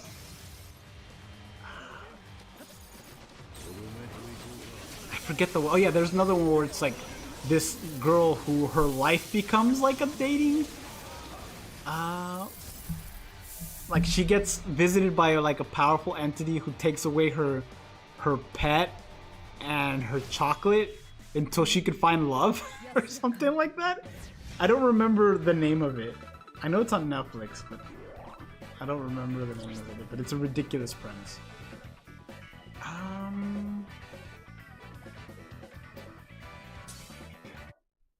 Sword Art Online, I feel like was a lot of people's start to isekai. Well, start to isekai asterisk, because it definitely wasn't the first isekai. It's just the one that really kicked off the surgeons we've gotten over the last like decade and a half of anime. Because it definitely wasn't the first one. It was just like the one that really ramped it up. I don't know what the first one was. I know the first one that I ever watched, I didn't even think of it as an isekai just because I was so little. It didn't really occur to me. Was Digimon. Digimon is technically an isekai, which is crazy because like if you watch it all, like the original series, they come back, they get back to Earth, and then they have to go back. And then in the second series, the time is split between Earth and the digital world. In fact, I would argue that they spend more time on Earth. It's like a reverse. It's good. I liked it. Good times. As you can probably tell if you can look at... I don't know. Can you guys see what's in my... Can you guys see what's right there? I got a little Digivice made out of rubber. And then I got a little War Greymon and Metal Garurumon and Omnimon that you can buy like little kits and put them together. And I like assembling stuff. I like puzzles and assembling stuff. And so I have that, and I just spent... That's another thing that I like to do while I'm watching something. Like if I watch a show, if I watch an anime, I'll have it in the background and I'll be watching it, but I'll also be putting these things together. And then I have like 2 other ones that I still need to put together. 2 other ones that I need to put together. I also put together Exodia right there, if you can see it. There's Exodia right there. There's a Blackluster Soldier right there, and then there's a Dark Magician Girl, although that one just is the Dark Magician Girl. The Blackluster Soldier and Exodia did come in a kit that I had to put together. There's Rayquaza that I also put together. And I think that's all the stuff that I put together. Like I said, that I have some other ones, but they're kind of like, they're expensive kits, you know? Not as much I would assume as some of the other, like people are into Gundam and all that, and they put those together. I've never seen it, and I have no interest in it. I like putting stuff together that's stuff that I like. And so that's why I got those. But I have the Pyoldramon and Imperial Dramon kits that I want to put together as well at some point. I just don't know what I'm gonna do with them when I move, you know. I want to watch the main character hero is dating the villain girl in secret. Seems a bit funny, kind of a comedy. I don't know which one that is. I'm interested in it though. That seems like an interesting premise, but I'm not quite sure what it is. There's one where it's like I'm the villainess and I'm level... Is that the one it is? I'm the level 99 villainess, but nobody knows or something like that? Because like I really enjoy the extremely long titles. I really love it, but when it comes to talking about them, when I'm sitting down and, you know, chatting with everybody or like telling Charles about a show, I can never remember them. Gets better the more you turn off your brain and turn on an amoeba to watch. Sword Art Online is a good show. I've only seen the first couple. Like the last thing I remember was like they went to it was, I think it's the second season after, because it's like the first season is Sword Art Online and then Alphelm Online, right? When they're flying, and then the second season is Gun Gale Online, but then it goes to like 2 other mini arcs. One, it's this girl who's dying and her brain's in the machine or whatever, and the other one is they're helping out this NPC that seems a bit more realistic than your regular NPCs. Or something like the AI is becoming self-aware. It's kind of a nothing story, but it's there. That's the last bit I remember. I know that they kept going, but I couldn't get myself to continue. I don't know why. I think it's because like Gun Gale was so good. I enjoyed the Gun Gale's arc a lot. I thought it was really good. And the other parts of that was not as good, and so then I was just like, eh. The movie was good. I remember watching that. And I thought that was a clever idea.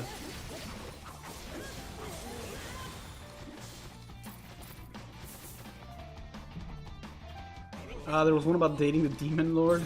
Oh, I do remember. I remember seeing that. I haven't seen it yet, but I think I've seen it pop up on like the different sites when I'm trying to look for one. I haven't seen it though.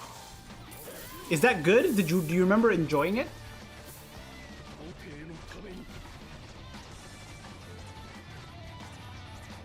Do I like Persona? I don't know. I am very, very picky when it comes to games, which is very annoying. I don't like that about myself. I do not like being super picky about games. But I'm very particular when it comes to turn-based games, in that I don't like anything that isn't Pokemon until recently. When I started, trying to branch out a little more, and then I got another turn-based game and I thought, oh, okay, this is pretty good. And then I did want to get into Persona. And I just haven't gone around to it because I know those games are very, very long. The only way I'll play Persona will be on the Switch. I don't want to sit down. Like, it's one of those games that I can't see myself playing on TV. I can only see myself playing it on the Switch because I know it's going to go long. And I'd rather do that, like, a couple hours before going to sleep rather than sit down and, over here and then watch it on TV. And I'd rather not do that. So I do want to play it, but I have to have more time. And I have to find it on the Switch on sale. I do have Persona 4 on the Vita, but I haven't played it. I just have it. It's like the last thing I bought. I don't even know if the store's still open, but I had to go through a roundabout way of getting... It's very weird. I couldn't buy it from the Vita store normally because all of the stuff, like, you couldn't buy anything in the Vita store anymore unless you had money inside your PlayStation account, or if you've already bought the game, you can re-download it, but aside from that, you couldn't get anything else.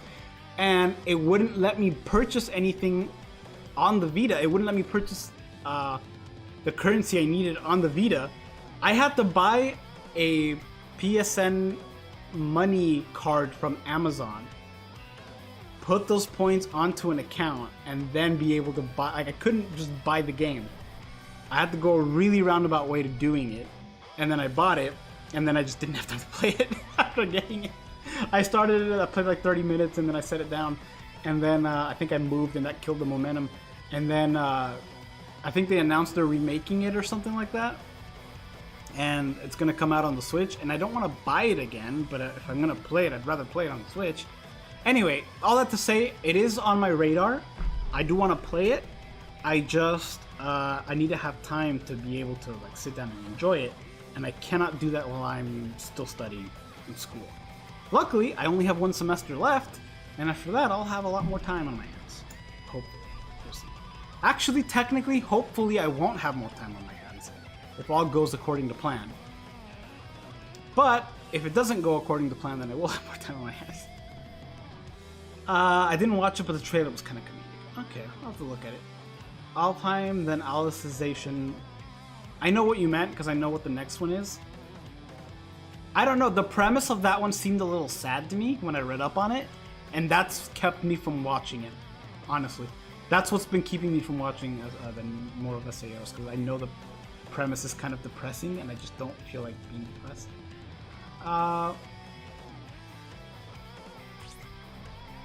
Oh, yes!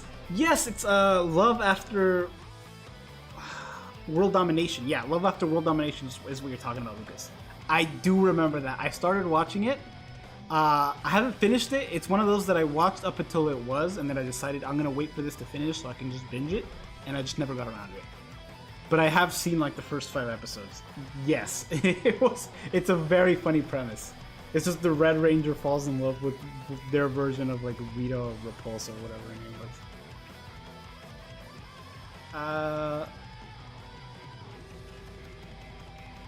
You're gonna watch it and see. Yeah, let me know if you like it. Like I said, I watched the first, like, 4 or 5 episodes.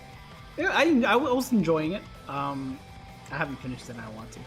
Persona Reload 3 is coming out on Switch 2 soon. I am excited to get my Switch 2. I got the Pokemon Legends ZA edition.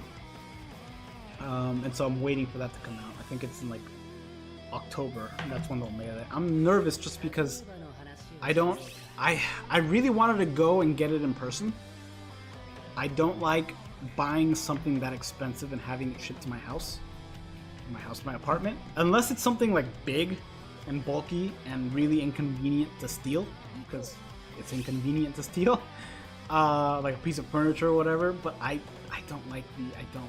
I don't like the idea that somebody can just be like, oh, look, a package. It's from Nintendo. I'm taking this.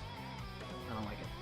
Especially because, like, I've had one thing stolen, I think, where it was very dumb. I ordered a game, a Switch game, and whoever stole it was the people at Amazon, like in the warehouse, because the Amazon package arrived, the game was in there, there was just no cartridge.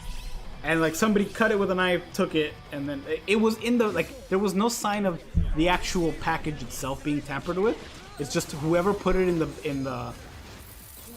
the package must have been the Amazon employee who packaged it up.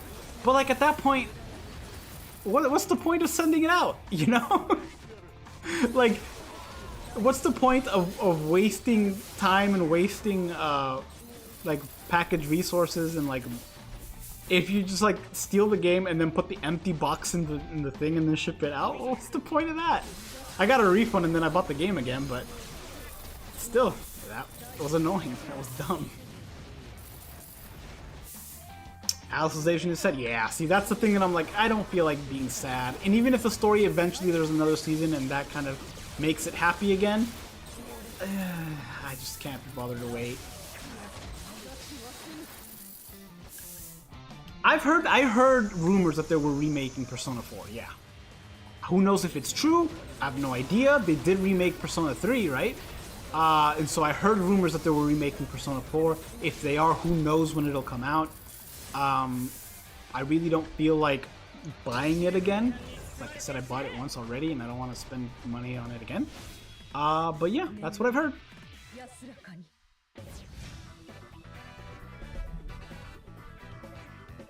Yeah, and so like I'd rather go to the store and get it, except every time I go to the store I can't find a Switch 2. And then they came out with the bundle and I was like, okay, well I like the first game I want to play is that Pokemon Legends ZA. So I went ahead and bought the bundle of that, but now I'm just gonna have to be there or be here exactly when it shows up and go down and get it. It's unlikely anyone will steal it. Like, I will see packages there for days and just nobody touches them. It's just, you know, paranoia and fear that somebody will see it, see that it's from Nintendo, make the connection, and then take it.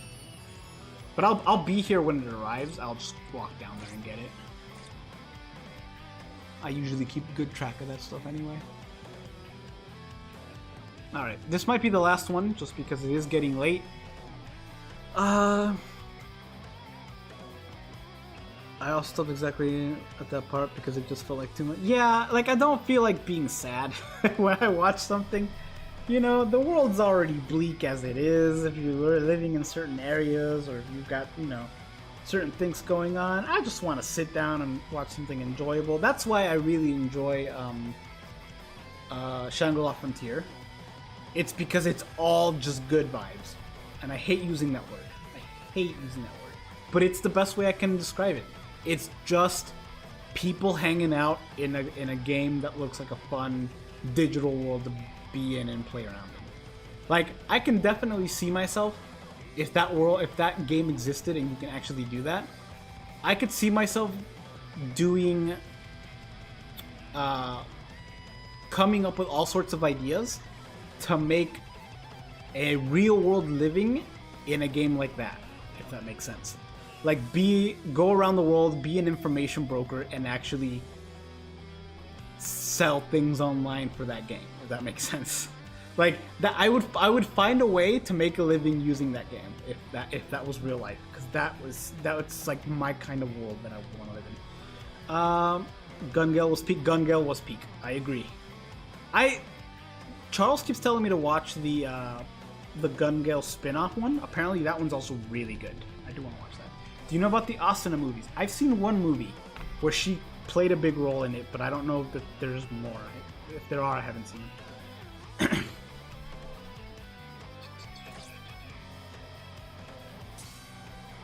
Uma Musumune also has the same vibe. I think it's good and cheerful. What's it about?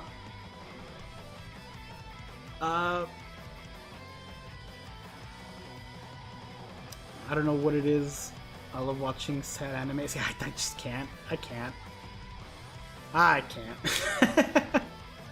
It just makes me sad, and I'm like, ugh, I'm gonna go eat.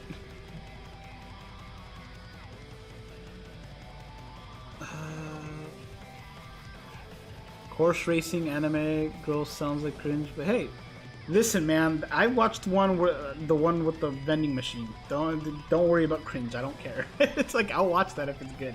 There's another show that I really enjoy, and I like.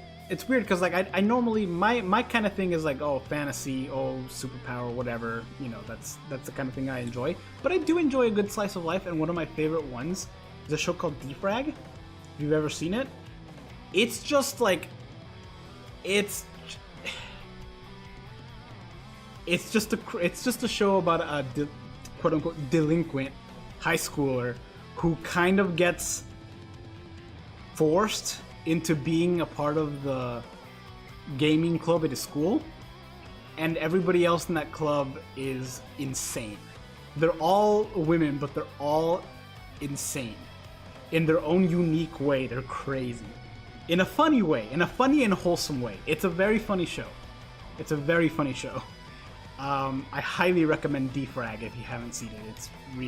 It's really good. It's the kind of show that you can sit down and watch like once a year because it's just short and it's funny. And then, if you've ever watched Barakuman, it's a good show. It's about an artist who takes some time off to go like time to himself in an island, and he kind of just hangs out with the islanders. It's a very relaxing anime, and it's just a very wholesome thing to watch. And it won like some award back in the day when it came out. It was very good, but then because I guess it won the award, they came out with the spin-off show of the main character when he was in high school, and I would argue that show is better. Like, they could not have. It is very tonally different, and the spin-off show is good because it's about the main character Honda. The show's called Honda-kun, I think, but the main character is like a very famous calligrapher, and even in high school he was very famous at calligraphy. Like, everybody knew about him. But because his best friend, before the show even starts, before his best friend told him that as a joke that he thought he would take as a joke, just told him that like, nobody likes you, he now believes that everybody in the school hates him. And the whole show is just him thinking everybody in the school hates him and is mean to him, when in reality, everybody loves him. Could not be more loved. He's the most popular kid in school. He does not know it. He just thinks everybody in the school hates him. And the whole show is about that. Everybody loves him and he thinks otherwise. It is so funny.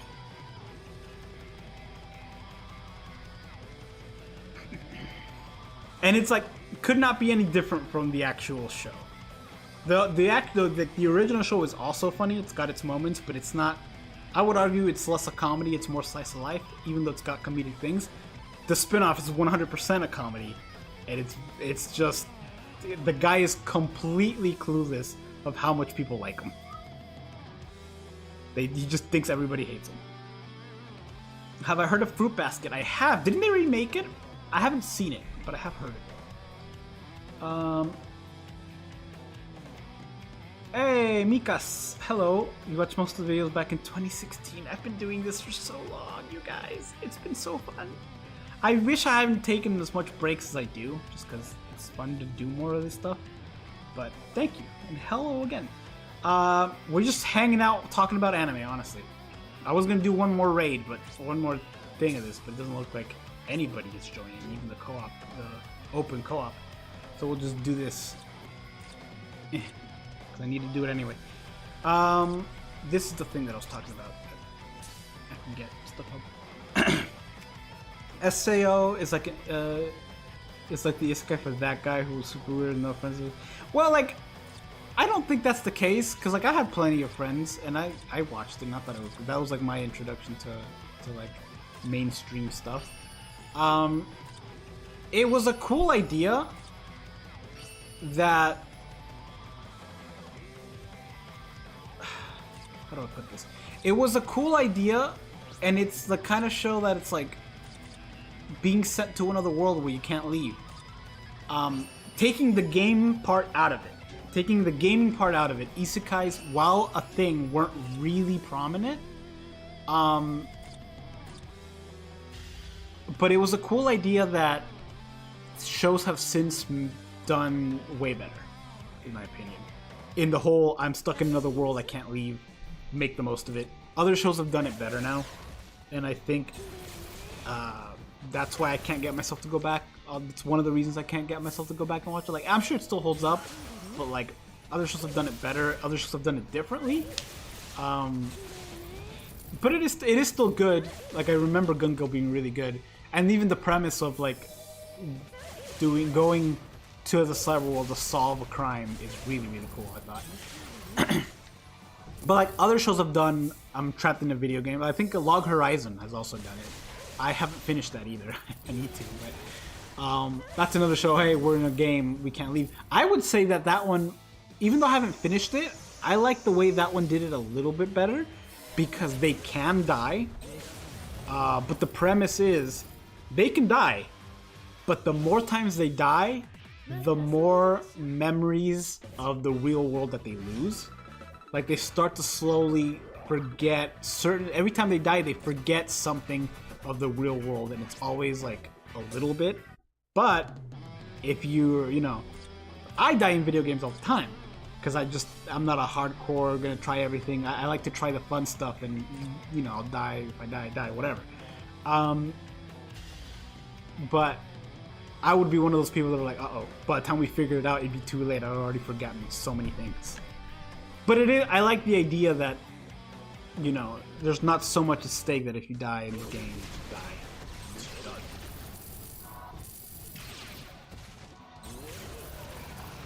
That's why, like, watching Shangri-La Frontier, even though the character's really good, he does die a few times in the show.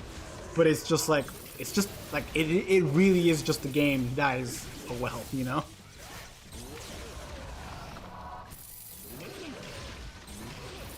It's an interesting thing because, like, when he dies, it is not it's kind of painted as a big deal because whatever took him out is strong. But then he just wakes up in a bed and he's like, dang it, okay, here's a new plan, I'll do this, this, and this. And I really like that. I like how relaxing it is. I am going to use my special. I said, I am going to use my special.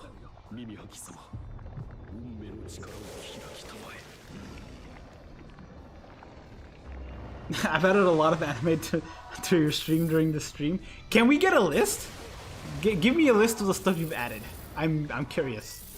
I hope Defrag is in there if you haven't seen it, because that show is it's just good. It's just a funny show. It's the kind of show where if you've had a bad day, turn on Defrag and watch it. Because it's just, there's nothing bad in that show. It's just a relaxing, this guy is in high school, his friends are insane, and he doesn't want to be there, but he has to be. It's also got, like, every now and then a show will have me clip something. Like, I'll take footage of it and send it to Charles because I find it funny. And that's a show that's definitely done that. I've sat there and I saw a thing and I'm like, oh, this is good. What's another good show? There's a good show that is like how a realist turn a nation around or something like that. It's another. No, there's two that I actively get confused about.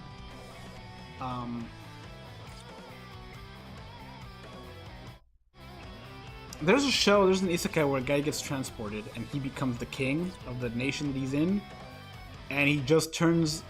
Rather than being a hero, like your typical isekai fantasy where you get powers or whatever, he just does it through diplomacy, and it's really good.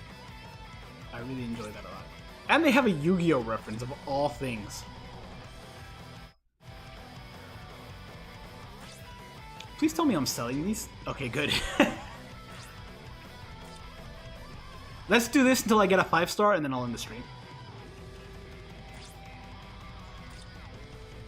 I have heard of Fruit Basket, I just haven't seen it. I'm excited for it though. Returning player here, how's the game? Oh, game's fun. Game's a lot of fun still. They changed up Senkaimon, which kind of sucks, but it is more frequent now, but in my opinion, it's not as good. But it is more challenging, which I do like.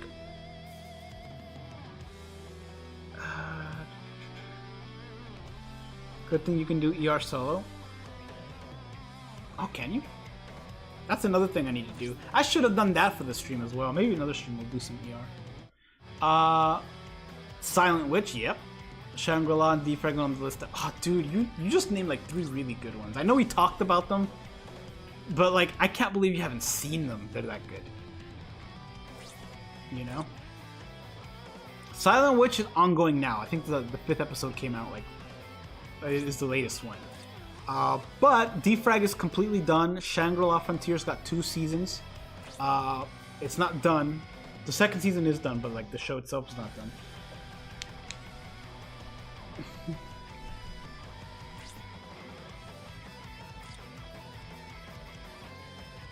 Did I see the cat zombie apocalypse? What? No, I haven't. What's the name? It's a cat zombie apocalypse? I don't know what you're talking about. What's the name of it? I would definitely want to check that out. There is one zombie apocalypse show that I started watching and I thought it was really good. And it falls under that umbrella of I caught up with what was currently on, decided to wait until it was finished to binge it, and then forgot about it. And there's so many shows like that for me that I start, I really like, decide to wait to binge it, and then just forget.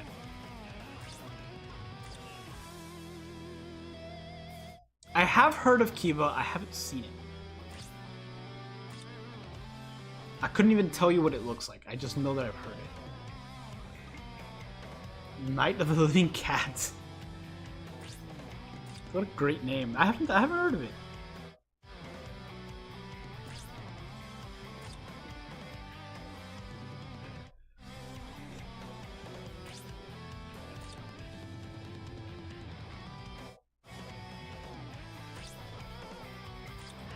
I also like, oh, we went through a lot of tickets before getting a 5-star. I also like a lot of the like memes you see of different shows and different movies being isekais that are not anime because they're really funny. Like The Wizard of Oz is an isekai. Alice in Wonderland is an isekai. Power Rangers is a magical girl show. And I really like think, because like you would never think about it otherwise, you know? But like, it's there. The cats can't touch you, you turn into a cat? Are you such a freaking... That's funny. Can they still talk, or are you just mindless cat? Kiba has better rivalry than Naruto and Sasuke. The Naruto and Sasuke rivalry has always baffled me. When you really stop and think about it. Especially when it's the manga and not the anime. Because the manga is much more clear-cut, straightforward. Because, like, by all intents and purposes, they just shouldn't have been friends. Like, even when you stop and think about it, there was no it was like a self-fulfilling best friendship that he forced upon himself, I feel. Mind this cat. Oof. And there's our 5-star. It took a lot of tickets. It normally doesn't take... How many did we go through? We went through like 3,000 tickets almost. It normally does not take that much. But here we are. Now, time to replenish. But yeah, I think that's the stream, you guys. Thank you for hanging out. I'm sorry I couldn't do more of these as the event went on. I think it would have been really cool to do them. But the event started as my class was ending and, well, you know, time. I'm playing on Xbox though.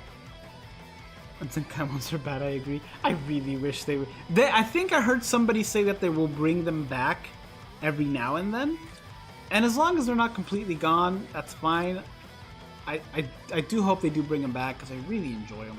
The old Zenkai one. The world leaders thinking of option saving can't send the army. Okay, I'm down. I'm gonna look into this because that sounds pretty good. I enjoy a good premise of a ridiculous premise. But anyway, 140 tickets is nice. That's it for the stream, you guys. Thank you for watching. I wish I could go longer, but I'm hungry and my voice is starting to hurt. So that's it for this.